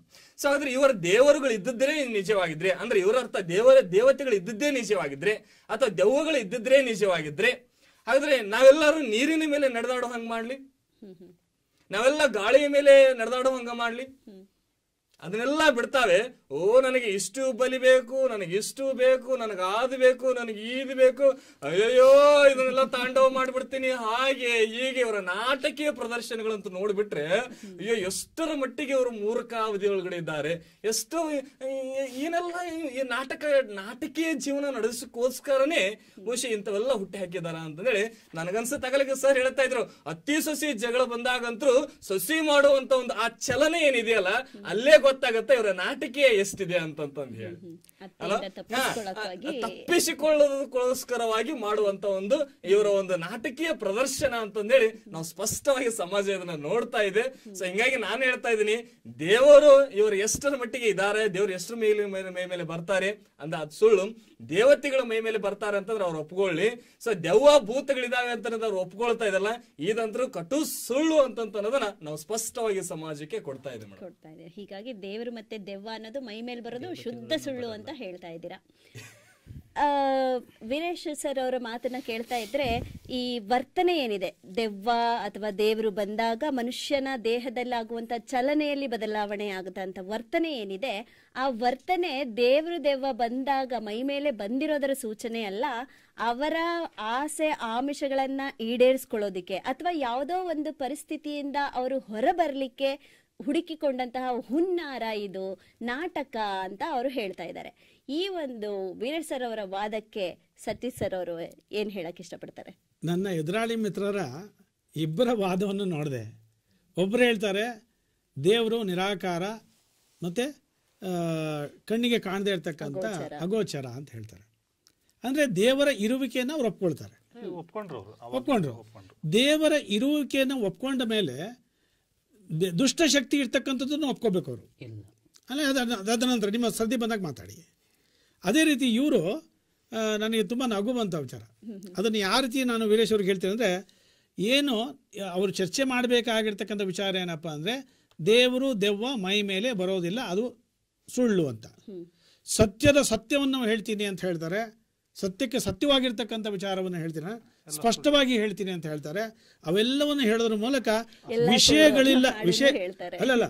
ವಿಷಯಗಳೇ ಇಲ್ಲ ಅನ್ನೋ ವಿಷಯವನ್ನು ಪ್ರಸ್ತುತಪಡಕ್ಕೆ ಸಾಮರ್ಥ್ಯ ಇಲ್ಲ ಅನ್ನೋ ಸಂದರ್ಭದಲ್ಲಿ ಚರ್ಚೆಯ ಧಾಟಿಯನ್ನು ಬದಲಾವಣೆ ಮಾಡುವ ಹುನ್ನಾರದಲ್ಲಿ ಅವರು ವಿಷಯವನ್ನ ಹಿಂದುಳಿದ ವರ್ಗ ಮುಂದುಳಿದ ವರ್ಗ ಅಂತ ಹೇಳ್ತಾರೆ. ದೆವ್ವ ಭೂತಕ್ಕೆ ಹಿಂದುಳಿದ ವರ್ಗ ಮುಂದುಳಿದ ವರ್ಗ ಅಂತ ಗೊತ್ತಾಗತ್ತ ಅಲ್ಲಿ. ನಿಮ್ಮ ಸರ್ದಿ ಬಂದ ಹಿಂದುಳಿದ ವರ್ಗದವರಿಗೆ ಮಾತ್ರ ದೆವ್ವ ಹಿಡಿಯುತ್ತೆ, ದೇವ್ರ ಬರುತ್ತೆ, ಮುಂದುಳಿದ ವರ್ಗದವರಿಗೆ ದೆವ್ವ ಬರೋದಿಲ್ಲ, ಭೂತ ಬರೋದಿಲ್ಲ ಅಂತ. ಎಷ್ಟೋ ಜನ ಪುರೋಹಿತರು ಇವತ್ತು ದೇವರ ಮೈ ಮೇಲೆ ಬಂದಿರತಕ್ಕಂಥ ಉದಾಹರಣೆಗಳನ್ನು ತೋರಿಸಿದ್ದಾರೆ. ಅವ್ರಿಗೆ ಅದು ಭ್ರಮೆ ಅಂತ ಹೇಳ್ತಾರೆ ಅವರು. ಅಂದರೆ ಇವ್ರು ಹೇಳಿದ್ದನ್ನೆಲ್ಲ ಒಪ್ಕೊಳ್ತಾ ಹೋದರೆ ನಾನು ಕೆಲವು ಧರ್ಮಗ್ರಂಥವನ್ನು ಉಲ್ಲೇಖ ಮಾಡ್ತೀನಿ ಇಲ್ಲಿ. ಈಗ ಇಸ್ಲಾಂ ಧರ್ಮದಲ್ಲಿ ಜೀಸಸ್ಸನ್ನು ಶಿಲೆಬೆಗೆ ಏರಿಸಿದ ನಂತರ ಕೆಲವು ದಿನಗಳಲ್ಲಿ ಮತ್ತೆ ಒಂದು ಕಂಡು ಬಂದರು, ಅಂದರೆ ಅದನ್ನು ಪುನರುತ್ಥಾನ ಅಂತೇನೋ ಕರಿತೀವಿ ಅಂತ ಬೇರೆ ಕರಿತೀವಿ ಅಂತ ಗೊತ್ತಿಲ್ಲ. ಅದೇ ರೀತಿ ಕುರಾನಲ್ಲಿ ಸೈತಾನನನ್ನು ಪೂಜೆ ಮಾಡ್ತಕ್ಕಂಥ ಉದಾಹರಣೆಗಳು ಉಲ್ಲೇಖ ಇದೆ. ಇವಿಷ್ಟು ಇವನ್ನ ಧರ್ಮಗ್ರಂಥಗಳನ್ನು ನಾವು ಅಪ್ಕೊಂಡಿದ್ದೀವಿ, ಅದನ್ನು ಪಾಲನೆ ಮಾಡ್ತಾ ಇದ್ದೀವಿ ಅಂತಂದಾಗ ಅಲ್ಲಿರ್ತಕ್ಕಂಥ ವಿಚಾರವನ್ನು ಯಾಕೆ ಒಪ್ಕೊಳ್ಳಲ್ಲ ನಾವು? ಇವರು ದೇವರ ಇರುವಿಕೆಯನ್ನು ಒಪ್ಕೊಳ್ತಾರೆ, ಮತ್ತೆ ಅದನ್ನ ಆಕಾರವಿಲ್ಲ ಅಗೋಚರ ಶಕ್ತಿ ಅಂತ ಹೇಳ್ತಾರೆ. ನೀವು ಗಾಳಿಗೆ ಹೋಲಿಸ್ತೀರಿ, ಅದನ್ನ ಗಾಳಿಯ ಇರುವಿಕೆಯನ್ನು ನಾವು ಹೆಂಗೆ ಅನುಭವಿಸ್ತೀವೋ ಹಂಗೆ ದೆವ್ವದ ಇರುವಿಕೆಯನ್ನ, ದೇವರ ಇರುವಿಕೆಯನ್ನ ನೀವು ಒಪ್ಕೊಂಡಾಗ ಮಾತ್ರ ಅದು. ನಾನು ಆಗಲೇ ಒಂದು ಉದಾಹರಣೆ ಕೊಟ್ಟೆ, ಅತ್ತೆ ಸೊಸೆ ಜಗಳ ಒಪ್ಪಣೆ. ನಾನು ಒಂದು ಉಲ್ಲೇಖ ಮಾಡಿದ್ದೀನಿ ನನ್ನ ಚರ್ಚೆಯ ಆರಂಭದಲ್ಲೇ ಒಂದು ವಿಚಾರವನ್ನು ಹೇಳಿದ್ದೀನಿ. ಕೆಲವು ದೆವ್ವ ಮೈ ಮೇಲೆ ಬರ್ತಕ್ಕಂಥದ್ದು ಕೆಲವು ಸತ್ಯವಾಗಿರ್ಬೋದು, ನೇರವಾಗಿ ಬರ್ಬೋದು, ಇಲ್ಲಾದ್ರೆ ಕೆಲವು ಮಾನಸಿಕ ತೊಳಲಾಟಗಳು ಆಗ್ತಾವೆ ಅಂತ ಹೇಳಿದೆ. ನಾನು ಅದರಲ್ಲಿ ಮೌಢ್ಯಗಳಿವೆ. ಮೌಢ್ಯದ ರಹಿತವಾಗಿ ನಿಮ್ಮ ದೇವರು ಇಲ್ಲ, ದೆವ್ವನೂ ಇಲ್ಲ. ಇಲ್ಲಿ ಅವ್ರು ಬರೀ ಮೌಢ್ಯಗಳ ಬಗ್ಗೆ ಮಾತಾಡ್ತಿದ್ದಾರೆ. ನೀವು ಆ ಜಾಗದಲ್ಲಿ ಕೂತ್ಕೊಂಡಿದ್ದೇವೆ ಅಂತ ದೇವರನ್ನು ಕೂಡ ಮೌಢ್ಯ ಅಂತೀರಿ, ದೆವ್ವವನ್ನು ಕೂಡ ಮೌಢ್ಯ ಅಂತೀರಿ. ಆದ್ರೆ ಹೇಳೋ ಚರ್ಚೆಯ ಧಾವಂತದಲ್ಲಿ ನೀವೇನ್ ಮಾಡ್ತೀರಿ? ದೇವರು ನಿರಾಕಾರ, ಅದನ್ನು ಒಪ್ಕೊಳ್ತೀರಿ. ನಿಮ್ಮ ಯಾವ ಚರ್ಚೆನ ನಾವು ಇಲ್ಲಿ ಲೆಕ್ಕಕ್ಕೆ ತಗೋಬೇಕು ಅಂತ ಗೊತ್ತಾಗ್ತಿಲ್ಲ ನನಗೆ. ಒಂದು ಆ ಸ್ಪಷ್ಟತೆ ಇಲ್ಲದೆ ನಾವೇ ಮಾನಸಿಕ ತೊಳಲಾಟಕ್ಕೆ ಒಳಗಾಗ್ತಕ್ಕಂಥ ಪರಿಸ್ಥಿತಿ ನಿರ್ಮಾಣ ಮಾಡ್ತಾ ಇದ್ದೀರಿ ನೀವು. ಇಲ್ಲ ಹೇಳ್ರಿ, ಈಗ ಹೇಳ್ರಿ ಒಂದು ವಿಚಾರ. ನಾನು ಹೇಳ್ತೇನೆ ಆಗ್ಲೇ ನನ್ನ ಮೊದಲ ಸರದಿಯಲ್ಲಿ ಹೇಳ್ಬೇಕಾದ್ರೆ ನಾನು ಹೇಳಿದೆ, ನನ್ನ ಎದುರು ಮನೆಯ ಸುತ್ತಮುತ್ತಲ ಇರ್ತಕ್ಕಂಥ ಮನೆಯಲ್ಲಿ ಅತ್ತೆ ಸೊಸೆ ಜಗಳದಲ್ಲಿ ಇದಾಯ್ತು, ಉಕ್ಕಡಗಾತಿ ಕರ್ಕೊಂಡೋಗಿ ಇದು ಮಾಡಿದ್ರು ಅಂತ. ಅಲ್ಲೂ ಕೂಡ ಬಿಟ್ಟಿಲ್ಲ, ಮುಂದುವರೆದ ಭಾಗ ಹೇಳ್ತೀನಿ, ಅಲ್ಲೂ ಕೂಡ ಬಿಟ್ಟಿಲ್ಲ. ಅದು ತಾತ್ಕಾಲಿಕ ಹೋಗ್ಬಿಟ್ಟು ಮತ್ತೆ ಮನೆಗೆ ಬಂದಾಗ ಅದೇ ಹುಡುಮೆ ಮತ್ತೆ ಅಮಾವಾಸ್ಯೆಗೆ ಶುರು ಮಾಡ್ತದ್ದು. ಆಗ ಯಾರೋ ಮಂತ್ರವಾದಿ ಬಂದು ಬಿಡಿಸೋ ಮಟ್ಟಿಗೆ ಹೋದಾಗ ಮನೇಲಿರ್ತಕ್ಕಂಥವ್ರು ಹಿರಿಯೂರು ಏನೋ ಒಂದು ಪರಿಹಾರವನ್ನು ಹೇಳಕ್ಕೆ ಹೋದಾಗ ಅದಕ್ಕೆ ಇದ್ದದ್ದು ಬೆಂಕಿ ಮತ್ತು ಖಾರದ ಪುಡಿಯ ಇದು ಹಾಕ್ರಿ ನೀವು, ಅದಕ್ಕೆ ಸರಿ ಓಡೋಗುತ್ತೆ ಅಂತ ಹಾಕಿಸಿದಾಗ ಮತ್ತೆ ಒಳ್ಳೆ ಬೇವಿನ ಕಡ್ಡಿ ಇಟ್ಕೊಂಡು ರಪ ಬಾರಿಸಿದಾಗ ಅದು ಹೋಯ್ತು ಅಂತ ನಾನು ಹೋಗ್ತೀನಿ ಅಂತ ಹೇಳಿದ ಉದಾಹರಣೆ ಇದೆ. ಇಲ್ಲಿ ಹೇಳ್ತಾ ಇದ್ದೀನಿ ನೋಡ್ರಿ, ಅದನ್ನು ನಾನು ಹೇಳ್ತೀನಿ, ಅದು ಮಾನಸಿಕ ತೊಳಲಾಟ. ನಾನು ತೊಳಲಾಟ ಅಂತ ಯಾಕೆ ಹೇಳ್ತಾ ಇದ್ದೀನಿ ಅಂತಂದ್ರೆ, ಅತ್ತೆ ನಿರಂತರವಾಗಿ ಕಾಟ ಕೊಡ್ಕೊಳ್ತಿದ್ಲು ಸೊಸೆಗೆ. ಅತ್ತೆಗೆ ವಿರುದ್ಧವಾಗಿ ಹೊಡೆಯಕ್ಕಾಗ್ತಾ ಇರಲಿಲ್ಲ ಅವಳು ಹೊಡೆತವನ್ನ ತಡ್ಕೊಳ್ಳಾರ್ದೆ ಅವಳು ಕೈ ಮುರಿತಾ ಇದ್ಲು, ಇದು ಮಾಡ್ತಾ ಇದ್ಲು ಅವಳು. ಆದ್ರೆ ಅತ್ತೆಗೆ ಹೊಡೆಯಕ್ಕಾಗ್ತಿರ್ಲಿಲ್ಲ. ಆದ್ರೆ ಅತ್ತೆಗೆ ತಿರುಗಿ ಹೊಡಿಬೇಕಾದ ಚಾನ್ಸ್ ಕಾಯ್ತಾ ಇದ್ಲು ಅವಳು. ಆ ಚಾನ್ಸ್ ಕಾಯೋ ದಿನ ಅಂತ ಅಂದ್ರೆ ಹುಣ್ಣಿಮೆ ಅಮಾಸೆ. ಅದನ್ನ ನಾಟಕ ಅಲ್ಲ ಸಮಯ, ನಾಟಕ ಅಲ್ಲ, ಅದು ನಾಟಕ ಅಂತ ಹೇಳ್ತಾ ತನ್ನ ತೊಳಲಾಟಕ್ಕೆ, ತನ್ನ ಒಂದು ನೋವಿಗೆ ಪರಿಹಾರ ತೆಗೆದುಕೊಳ್ಳಕ್ಕೆ ಮನಸ್ಸು ಮಾಡ್ತಕ್ಕಂತ ಒಂದು ಪ್ರಯತ್ನ. ಅಥವಾ ಸೊಸೆಗೆ ಸಂಬಂಧಿಸಿದ ಯಾವುದೋ ಆಗ ಮನತೃಪ್ತಿಯಾಗಿ ಬಂದು ಅತ್ತೆ ಮೇಲೆ ಪ್ರಹಾರವನ್ನ ಮಾಡ್ತಾ ಇದ್ಲು ಅವಳು. ಒಳ್ಳೆ ಮಾತಂದ ಕೇಳಲ್ಲ. ಇದು ಮಾನಸಿಕ ತೊಳಲಾಟ. ಅದೇ ರೀತಿ ಹೇಳ್ತೀನಿ ನೋಡ್ರಿ, ಹೇಳಿ ಸರ್, ನಿಮ್ಮ ಸರಿ ಬಂದಾಗ ಹೇಳಿ, ದಯವಿಟ್ಟು ಮಧ್ಯೆ ಹೇಳ್ಬೇಡಿ. ಅದೇ ರೀತಿ ದೇವಸ್ಥಾನಗಳಲ್ಲಿ ಮತ್ತೊಂದು ಉದಾಹರಣೆ ಹೇಳ್ತೀನಿ. ಒಳ್ಳೆ ಮನೆಯಲ್ಲಿ ಹೊಸ ಮನೆ ಪ್ರವೇಶದ ಸಂದರ್ಭದಲ್ಲೋ ಅಥವಾ ಬೇರೆ ಯಾವುದೋ ಮನೆಯಲ್ಲಿ ಯಾವುದೋ ಒಂದು ವಿಶೇಷ ಪೂಜೆ ಮಾಡ್ತಕ್ಕಂಥ ಸಂದರ್ಭದಲ್ಲಿ ದೇವ್ರು ಬರ್ತಕ್ಕಂಥ ಉದಾಹರಣೆ. ನಾನು ನಮ್ಮ ಮನೆಯಲ್ಲಿ ನಡೆದಿರ್ತಕ್ಕಂಥ ಒಂದು ಮಾತನ್ನು ಹೇಳ್ತಾ ಇದ್ದೀನಿ. ಇದ್ರ ಎಷ್ಟು ಮಟ್ಟಿಗೆ ಸರಿ ಅಂತ ಹೇಳೋದಲ್ಲ, ನಾನು ನನ್ನ ಕಣ್ಣು ಮುಂದೆ ನೋಡಿರ್ತಕ್ಕಂಥ ವಿಚಾರ. ನಮ್ಮ ಅಣ್ಣನ ಮಗನ ಮದುವೆ ನಡೀತಾ ಇತ್ತು. ಆ ಮದುವೆ ನಡೆಯೋ ಸಂದರ್ಭದಲ್ಲಿ ನಾವು ದೇವ್ರ ಕಾರ್ಯ ಅಂತ ಮಾಡ್ತೀವಿ. ಆ ದೇವ್ರ ಕಾರ್ಯ ಮಾಡ್ಬೇಕಾದ್ರೆ 5 ಜನ ಮುತ್ತೈದೆಯರು ಗಂಗೆ ಪೂಜೆಗೆ ಅಂತ ಹೋಗ್ತಕ್ಕಂಥದ್ದು. ಗಂಗೆ ಪೂಜೆಗೆ ಹೋಗಿ ಗಂಗೆನ ತಲೆ ಮೇಲೆ ಹೊತ್ಕೊಂಡು ಬರ್ತಕ್ಕಂಥ ನಮ್ಮಲ್ಲಿ ಒಂದು ಪದ್ಧತಿ ಇದೆ. ಆ ಸಂದರ್ಭದಲ್ಲಿ ನಮ್ಮ ಅಕ್ಕನ ಆದವಳೊಬ್ಳು ಉಲ್ಲೇಖ ಮಾಡಿದ್ಲು ನನಗೆ, ನಾನು ಗಂಗೆನ ಹೊತ್ಕೊಳ್ಳಲ್ಲ, ನಾನು ಏನಾದ್ರು ಮೈ ಮೇಲೆ ದೇವ್ರು ಬೋದ್ಬಿಡ್ತೀನಿ ಅಂತ ಹೇಳ್ತಾರೆ, ನನಗೆ ಬೇಡಪ್ಪ ಭಯ ಆಗತ್ತೆ ಅಂತ ಅಲ್ಲ. ಏನೂ ಆಗಲ್ಲಮ್ಮ, ನೀನು ಕೂತ್ಕೊಂಡಿದ್ಯಾ, ಮತ್ತು ಅಣ್ಣ ಏನಾದ್ರು ತಪ್ಪು ತಿಳ್ಕೊಳ್ತಾನೆ, ನೀನು ಗಂಗೆನ ಇಟ್ಕೊಂಡು ಏನು ಮಾಡಬೇಡ ಅಂತ ಸಮಾಧಾನ ಮಾಡಿ ನಾನು ಗಂಗೆ ಪೂಜೆಗೆ ಹೋದಾಗ ಅವಳ ತಲೆ ಮೇಲೂ ಕೂಡ ಒಂದು ಕೊಡವನ್ನು ಇಟ್ಟು ಬರೋಕ್ಕೆ ಶುರು ಮಾಡಿದ್ವಿ. ಯಾರು ನನಗೆ ಭಯ ಆಗತ್ತೆ ಅಂತ ಹೇಳ್ತಿದ್ಲೋ ಮನೆ ಬಾಗಿಲಿಗೆ ಬರೋಷ್ಟರೊಳಗೆ ಅವಳ ಮೇಲೆ ಬಂದಿತ್ತು. ಅವರ ವರ್ತನೆ ಬದಲಾಗಿತ್ತು. ವರ್ತನೆ ಬದಲಾದಾಗ ಅವಳು ಅಲ್ಲಿ ಹೊರಡೆ ಕರ್ಕೊಂಡು ಹೋದ್ರು, ಪೂಜೆ ಮಾಡ್ರಿ, ಯಾರು ಬಂದ್ಯಾರ ಅಂತ ಕೇಳ್ರಿ ಅಂತ ಅಂದಾಗ ಅವಳು ಹೇಳಿದ್ದು ನಮ್ಮ ಅಮ್ಮನ ಹೆಸರು. ಅಮ್ಮನ ಹೆಸರು ನೋಡಿದ್ರಿ, ಅಲ್ಲಿ ಹೇಳಿರ್ತಕ್ಕಂಥ ಒಂದು ಮಾತು, ಅಲ್ಲಿ ಯಾವುದೋ ಒಬ್ಬ ಮಗಳು ಆಬ್ಸೆಂಟ್ ಆಗಿದ್ಲ, ಅಲ್ಲಿ ಬಂದಿರ್ಲಿಲ್ಲ. ಅವಳಿಗೆ ಯಾವುದೋ ಒಂದು ಕೌಟುಂಬಿಕ ಕಲಹದಿಂದ ಅವಳಿಗೆ ಆಹ್ವಾನ ಕೊಟ್ಟಿರಲಿಲ್ಲ ಮದುವೆಗೆ. ನಾನು ಬಂದಿರೋ ಉದ್ದೇಶ ಅವಳು ಬಂದಿಲ್ಲ, ಅವಳು ಬಂದರೆ ನಿಮ್ಗೆ ನೋವು ಆಗ್ತಾ ಇದೆ ಅಂತ ನಮ್ಮಮ್ಮ ಹೇಳಿರ್ತಕ್ಕಂಥ ವಿಚಾರ ಇರ್ಬೋದು. ಅಲ್ಲಿ ನಮ್ಮ ತಾಯಿ ಬಂದು ಹೇಳಿಲ್ಲ. ಅಲ್ಲಿರ್ತಕ್ಕಂಥ ಎಲ್ಲ ಮಕ್ಕಳಿದ್ರಲ್ಲ, ಉಳಿದ 4 ಜನ ಮಕ್ಕಳಿದ್ರಲ್ಲ, ಆ ಮಕ್ಕಳು ಅವಳು ಬಂದಿಲ್ಲ ಅಂತ ಹಿಂದಿನ ದಿನ ಮಾತಾಡ್ತಿದ್ರು. ಅದನ್ನು ಬರೋಗಿ ಮಾಡೋದಕ್ಕೋಸ್ಕರ ಮಾಡಿರ್ತಕ್ಕಂಥ ಪ್ರಯತ್ನ ಅದೇ. ಇಲ್ಲಿ ನಾನು ಮುಂಚೆನೇ ಹೇಳಿದ್ದೀನಿ, ಮಾನಸಿಕ ತೊಳಲಾಟಗಳಿದ್ದಾವೆ, ಮತ್ತು ದೇವರು ಬರೋದು ಇದೆ, ದೆವ್ವ ಬರೋದು ಇದೆ, ಎಲ್ಲವೂ ಇದೆ. ಆದರೆ ಅದನ್ನು ಯಾಕೆ ನೀವು ಅದನ್ನು ಒಪ್ಕೊಳ್ತಿಲ್ಲ ಅನ್ನೋದು ಮುಖ್ಯ ಅಲ್ಲ. ದೆವ್ವ ಬರೋದು ಇದ್ದಾರೆ ಸ್ವಾಮಿ, ದೆವ್ವ ಬರೋದು ಇದೆ. ಅಲ್ಲಿ ಒಂದು ಕೌಟುಂಬಿಕ ಸಮಸ್ಯೆನ ಬಗೆಹರಿಸಲಿಕ್ಕೋಸ್ಕರ ಆದ್ರೆ ಅಲ್ಲಿ ದೇವರು ಬಂದಿದ್ದು ಎಷ್ಟು ಸತ್ಯ ಅನ್ನೋದನ್ನ ಕೊಟ್ರೆ ಸರ್ ಆಗತ್ತೆ ಅಂತ ನಾನು ಎರಡು ಹೇಳಿದ್ದೀನಿ. ಏನೋ ಕೆಲವು ಸಂದರ್ಭದಲ್ಲಿ ಮಾನಸಿಕ ತೊಳಲಾಟಗಳಿರ್ತವೆ. ನಿಮ್ಮ ವಾದವನ್ನ ಆಲಿಸಿರುವಂತಹ ಕೊಟ್ರೆ ಸರ್ ಅವರು ಏನ್ ಹೇಳ್ತಾರೆ ನೋಡೋಣ. ಒಂದು ಪ್ರಶ್ನೆ ನನ್ನ ಒಂದು ಪ್ರಶ್ನೆಗೆ ನಮ್ಮ ಒಂದು ಪ್ರಶ್ನೆಗೆ ಒಂದು ಸ್ಪಷ್ಟವಾದ ಉತ್ತರವನ್ನು ಅವರಿಬ್ಬರು ಕೊಡಬೇಕು. ಹಾಗೆ ದೇವರನ್ನ ಇದೆ ಅಂತ ಅದೃಶ್ಯ ಶಕ್ತಿ ಅದು ಸೂಪರ್ ನ್ಯಾಚುರಲ್ ಪವರ್ ಅಂತ ಹೆಂಗ್ ಒಪ್ಕೊಳ್ತಾರ ಅವರು, ಇದನ್ನು ಕೂಡ ಅವ್ರು ಒಪ್ಕೋಬೇಕಾಗತ್ತೆ. ದೆವ್ವನೂ ಇದೆ ಅಂತ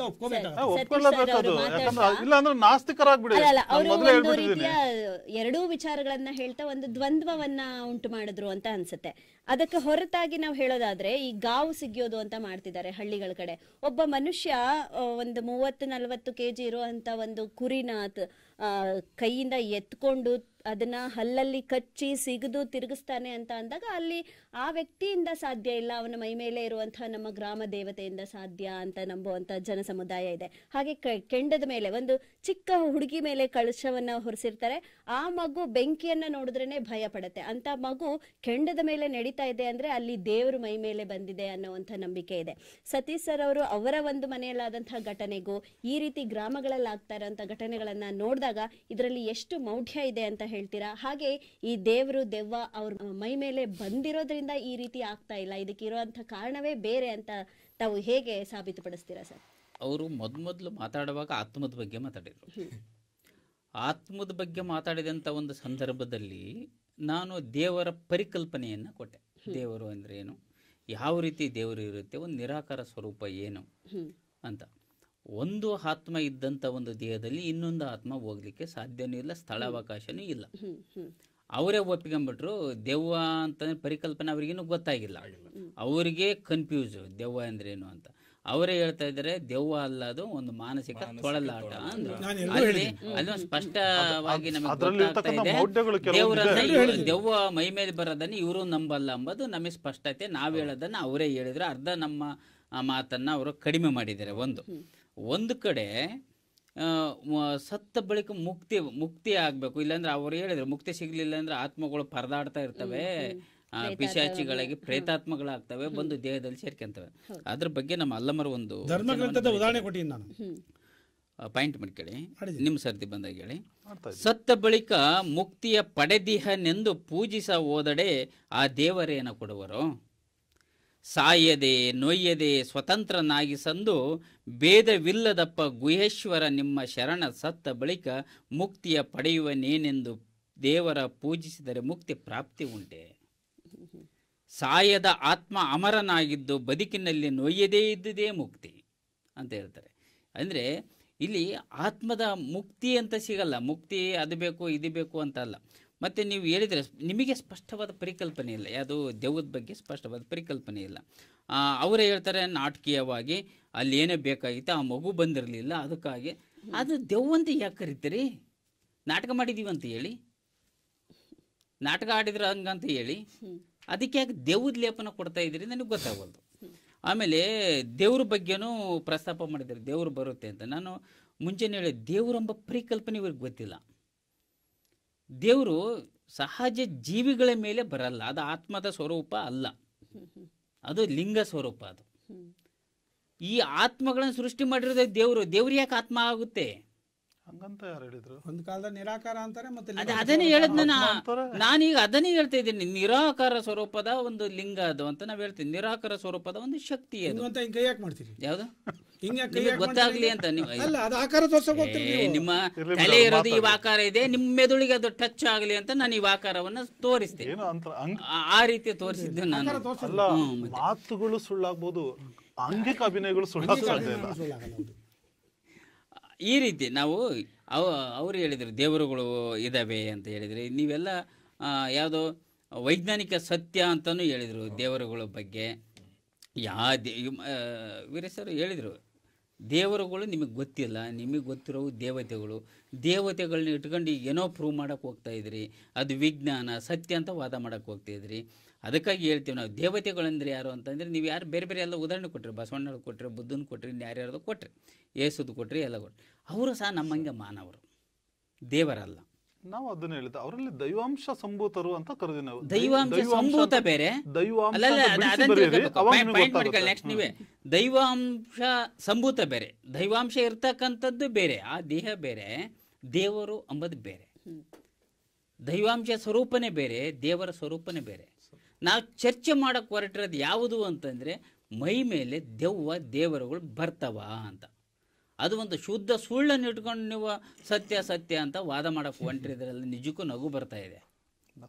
ಸಮಾಜಕ್ಕೆ ಏನನ್ನು ಹೇಳಕ್ಕೆ ಹೊರಟಿದ್ದೀರಿ ಎಂಬುದನ್ನು ನನಗೆ ಗೊತ್ತಾಗ್ತದೆ. ಮತ್ತು ನೀವೇ ಕನ್ಫ್ಯೂಸ್ ಆಗಿಬಿಟ್ಟಿದ್ದೀರಿ. ದೆವ್ವ ಅಂದ್ರೆ ಗೊತ್ತಿಲ್ಲ, ದೇವ್ರು ಅಂದ್ರೆ ಒಂದು ಸ್ಪಷ್ಟ ಕಲ್ಪನೆ ಇಲ್ಲ, ದೆವ್ವ ಅಂದ್ರೆ ಸ್ಪಷ್ಟ ಕಲ್ಪನೆ ಇಲ್ಲ. ನಾಟಕಕ್ಕೆ ಹೋಗಿರಿ ದೆವ್ವ ಅಂತೀರಿ. ಸಹಜವಾಗಿ ಹಂಗಾದ್ರೆ ದಿನ ದೆವ್ವಗಳು ಬರ್ತವೆ, ದಿನ ಒಂದಲ್ಲ ಒಂದು ನಾಟಕ ಆಡಬೇಕಾಗುತ್ತೆ ಜೀವನದೊಳಗೆ, ದಿನ ಎಲ್ಲರಿಗೂ ದೆವ್ವಗಳು ಬರ್ತವೆ ಅಂತ ನಿಮ್ಮ ಒಂದು ಭ್ರಮೆ. ದೆವ್ವ ಮತ್ತು ದೇವರು ಮೈ ಮೇಲೆ ಬರ್ತಕ್ಕಂಥ ದೊಡ್ಡ ಭ್ರಮೆ, ಸತ್ಯಕ್ಕೆ ಬಹಳ ದೂರವಾದಂಥದ್ದು. ಯಾವುದೇ ಕಾರಣ ಒಂದು ಹಂಗೇನಾರ ಬಂದಿದ್ದರೆ ಇವತ್ತು ನೋಡಿ, ಏನೆಲ್ಲ ದೊಡ್ಡ ದೊಡ್ಡ ಅನಾಹುತಗಳಾಗ್ತವೆ, ಕೊಲೆ ಸುಲಿಗೆಗಳಾಗ್ತವೆ. ಎಷ್ಟು ಜನರನ್ನು ದೊಡ್ಡ ದೊಡ್ಡ ಉದ್ಯಮಿಗಳು ಕೊಲೆಯಲ್ಲಿ ಮೃತಪಡ್ತಾರೆ. ಅವು ಆತ್ಮಗಳಾಗಿ ಬಂದು ಕಂಡುಹಿಡಿಬೋದಾಗಿತ್ತಲ್ಲ. ಆತ್ಮಗಳಿಗೆ ಶಕ್ತಿ ಇರುತ್ತೆ ಅಂತ ಕರಿತೀವಲ್ವಾ, ಅಧ್ಯಕ್ಷರು ಹೇಳ್ತಾ ಇದ್ರು, ಅದು ಆ ಶಕ್ತಿ ಬಂದು ಬಿಡುತ್ತೆ ಅಂತ. ನಮಗೆ ಕೈಗೆ ಹಿಡ್ಕೊಳಕ್ಕಾಗಲ್ಲ, ಅಷ್ಟೊಂದು ಭಾರವನ್ನು ಹೊರ್ತೀವಿ, ಬೆಂಕಿ ಎಲ್ಲ ಸಾಕ್ತೀವಿ, ಅಷ್ಟೊಂದು ಶಕ್ತಿ ಬಂದಾಗ ಈಗ ಯಾವುದೋ ಒಂದು ಕೊಲೆ ಆಗಿರುತ್ತೆ, ಆ ಆತ್ಮ ಬೇರೆ ಒಂದು ದೇಹದಲ್ಲಿ ಹೋಗ್ಬಿಟ್ಟು ಅವ್ರನ್ನ ಕೊಲೆ ಮಾಡ್ಬೋದಲ್ಲ, ಸೇಡನ್ನೇ ತೀರ್ಸ್ಕೋಬೋದಲ್ಲ. ಪೊಲೀಸ್ ಸ್ಟೇಷನ್ ಯಾಕೆ ಬೇಕಾಗಿತ್ತು, ನಮಗೆ ಕೋರ್ಟ್ ಯಾಕೆ ಬೇಕಾಗಿತ್ತು? ಅನ್ವಾಂಟೆಡ್ ಆಗಿ ಆತ್ಮ ಅಲ್ಲಿ ಯಾಕೆ ಹೋಗ್ಬೇಕು? ಅಲ್ಲಲ್ಲಿ ಅದಕ್ಕಾಗಿ ಬರ್ತಾ ಇದೆಯಲ್ವ ಅದು. ಇವತ್ತೆಲ್ಲವೂ ಭೂಮಿಗೆ ಇಳಿದು ಬಂದವೆ. ನಿಮ್ಮ ಪ್ರಕಾರ, ನಿಮ್ಮ ಪುರಾತನರು ಎಲ್ಲರೂ ಇಳಿದು ಬಂದಿದ್ದಾರೆ ನಿಮ್ಮ ಪ್ರಕಾರ. ಅವು ಯಾವ್ಯಾವ ಟ್ರೈನಾಗ ಬಂದವು, ಯಾವ್ಯಾವ ಪ್ಲೇನಾಗ ಬಂದವು ಗೊತ್ತಿಲ್ಲ, ಒಟ್ಟಿಗೆ ಎಲ್ಲವನ್ನು ಕರೆ ತಂದಿದ್ದೀರಿ ಇವತ್ತು ಭೂಮಿಗೆ. ಇವತ್ತು ಮಹಾಲಯ ಅಮಾವಾಸ್ಯೆ ದಿನ ಎಲ್ಲ ಆತ್ಮಗಳನ್ನ ಕರೆ ತಂದಿದ್ದೀರಿ. ಆದರೆ ಅವು ಎಲ್ಲೆಲ್ಲಿ ಎಲ್ಲವೂ ಬಂದು ದೇಹದೊಳಗೆ ಸೇರ್ಕೋಬೇಕಲ್ಲ. ಯಾರ್ಯಾರು ದೇಹದೊಳಗೆ ಸೇರ್ಕೊಂತವೆ? ಎಷ್ಟು ಆತ್ಮಗಳು ಬಂದಿದ್ದಾವೆ? ನಾವು ಜನಸಂಖ್ಯೆ ಲೆಕ್ಕ ಹಾಕಿದ್ದೆ ಅಂತಂದರೆ ಎಷ್ಟು ಕೋಟಿಗಟ್ಟಲೆ ಜನ ಸತ್ತೋಗಿದ್ದಾರೆ, ಅಷ್ಟು ಕೋಟಿಗಟ್ಟಲೆ ಬಂದಿದ್ದಾವ. ಎಲ್ಲ ಆತ್ಮಗಳು ಸತ್ತೋಗಿದ್ದಾವಲ್ಲ, ಅವು ಆತ್ಮಗಳು ಬಂದು ಸೇರ್ಕೊಳಕ್ಕೆ ಅಷ್ಟು ದೇಹಗಳು ಇಲ್ಲ ಭೂಮಿ ಮೇಲೆ. ಈಗ ಪ್ರತಿ ಜೀವಿಯ ಸತ್ತಾದ ಮೇಲೆ ಆತ್ಮ ಹೊರಗೆ ಹೋಗೋದಾದರೆ, ನಾಯಿ ಆತ್ಮನೂ ಹೊರಗೆ ಹೋಗಿದೆ, ಬೆಕ್ಕಿನ ಆತ್ಮನೂ ಹೊರಗೆ ಹೋಗಿದೆ, ಕಟ್ಟೆ ಆತ್ಮನೂ ಹೊರಗೆ ಹೋಗಿದೆ. ಆ ಆತ್ಮಗಳು ಏನು ಮಾಡಬೇಕು ಪಾಪ? ಇನ್ನೊಂದು ಕಡೆ ಹೋಗ್ತವೆ. ಈಗ ನಾಯಿ ಆತ್ಮಕ್ಕೆ ಈ ಸತೀಶರು ಒಂದು ಗಾಡೀಲಿ ಹೋಗ್ತಾ ಇದ್ದಾರೆ, ನಾಯಿ ಮೇಲೆ ಹೊಡ್ಕೊಂಡು ಹೋಗ್ಬಿಡ್ತಾರೆ, ಸತ್ತೋಯ್ತು. ಅದು ಆತ್ಮ ಹೊರಗಡೆ ಬಂದು ನೋಡುತ್ತೆ, ಅವ್ರನ್ನೇ ನೋಡುತ್ತೆ. ನನ್ನ ಮೇಲೆ ಎಕ್ಸ್ಟೆಂಡ್ ಮಾಡ್ಕೊಂಡು ಹೋದ್ರೆ ನಾನು ಮತ್ತೆ ಅದರ ಜೀವ ಒಳಗೆ ಹೋಗ್ಬೇಕು. ಯಾವುದೋ ಜೀವಿ ಯಾಕೆ ಹುಡುಕ್ಬೇಕು? ದೇಹನೇ ಇರುತ್ತಲ್ಲ ಅಲ್ಲಿ, ಅವ್ರ ಗುದ್ದಿರೋ ದೇಹನೇ ಇರುತ್ತಲ್ಲ, ಅವ್ರ ದೇಹದೊಳಗೆ ಹೋಗ್ಬಿಟ್ಟು ಅವ್ರನ್ನ ಎಕ್ಸ್ಟೆಂಡ್ ಮಾಡುತ್ತೆ. ಅದು ಹಂಗ್ ಮಾಡೋದಾಗಿದ್ರೆ ದಿನಂಪ್ರತಿ ರೋಡಲ್ಲಿ ನೂರಾರು ನಾಯಿಗಳು ಸತ್ತು ಹೋಗವೆ ಎಕ್ಸ್ಟೆಂಡ್ ಮಾಡಿ. ಅವು ಎಲ್ಲವೂ ಮತ್ತೆ ಮನುಷ್ಯರಾಗಿ ಬಂದು ಎಷ್ಟೋ ಜನರನ್ನು ಸಾಯಿಸಿ ಹಾಕ್ಬೋದಾಗಿತ್ತು.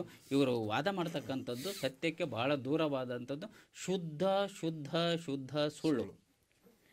ದೇವರು ಮತ್ತೆ ದೆವ್ವ ಮೈ ಮೇಲೆ ಬರೋದು ಶುದ್ಧ ಸುಳ್ಳು ಅಂತ ಹೇಳ್ತಿದ್ದಾರೆ. ಕುರಿ ಕೋಳಿ ತಿನ್ನೋಕೆ ಬರುವಂತ ದೇವರು ದೆವ್ವ ದುಷ್ಟರನ್ನ ಶಿಕ್ಷಿಸಿ ಶಿಷ್ಟರನ್ನ ರಕ್ಷಿಸಲು ಇದೇ ರೀತಿ ಪ್ರಾಯೋಗಿಕವಾಗಿ ಯಾಕೆ ಬರಲ್ಲ ಅನ್ನೋದು ಇವರ ಒಂದು ಪ್ರಶ್ನೆ. ಇವರ ಪ್ರಶ್ನೆಗೆ ಪ್ರಕಾಶ್ ಸರ್ ಅವರು ಯಾವ ರೀತಿ ಉತ್ತರದ ಬಾಣವನ್ನ ಬಿಡ್ತೀರಾ ಸರ್? ಈಗ ನಾವು ಮೊದಲೇ ಅವ್ರಿಗೆ ಹೇಳ್ಬಿಟ್ವಿ, ದೇವರು ದೆವ್ವದ ಪರಿಕಲ್ಪನೆ, ಶಿಷ್ಟಶಕ್ತಿ ಇರಬೇಕು ಅಂದ್ರೆ ದುಷ್ಟಶಕ್ತಿನೇ ಇರುತ್ತೆ. ಅವ್ರು ಒಪ್ಕೊಂಡಿದ್ದಾರೆ ಶಿಷ್ಟಶಕ್ತಿ ಇದೆ ಅಂತಂದು ಒಪ್ಪ. ಒಂದು ಪಿಕ್ಚರಲ್ಲಿ ಹೀರೋ ಆಗಬೇಕು ಅಂದ್ರೆ ವಿಲನ್ ಇರಲೇಬೇಕು. ಹಂಗೆ ಅದೇ ಪರಿಕಲ್ಪನೆ ಆಧಾರದ ಮೇಲೆ ಒಂದು ಬ್ರಹ್ಮಾಂಡದ ರಚನೆ, ದೇವರು ಸೈತಾನರು ಧರ್ಮದ, ಇದು ನಾನು ಹೇಳ್ತಾ ಇಲ್ಲ, ಇವರು ತಿಳ್ಕೊಂಡಿದ್ದಾರೆ, ನಾವು ಹೇಳ್ತಾ ಇದೀವಿ ಅಂತ. ಧರ್ಮ ಗ್ರಂಥದಲ್ಲಿ ಉಲ್ಲೇಖ ಇದೆ, ಧರ್ಮ ಗ್ರಂಥದಲ್ಲಿ ಸೈತಾನರು ಅಂತ ಇದೆ, ರಾಕ್ಷಸ ಅಂತ ಹಿಂದೂ ಧರ್ಮದಲ್ಲಿದೆ, ಆಮೇಲೆ ಕ್ರಿಶ್ಚಿಯನ್ ಧರ್ಮದಲ್ಲೂ ಕೂಡ ಅಂತಹ ಸೈತಾನರ ಇವೆಲ್ಲ ಪರಿಕಲ್ಪನೆ ನಾವಿಲ್ಲಿ ಹೇಳ್ತಾ ಇಲ್ಲ, ಧರ್ಮ ಗ್ರಂಥಗಳೇ ನಮಗೆ ಹೇಳ್ಕೊಟ್ಟಿದ್ದನ್ನ ಹಿಂಗಿದೆ ನೋಡ್ರಪ್ಪ ಅಂತ ಹೇಳ್ತೀವಿ.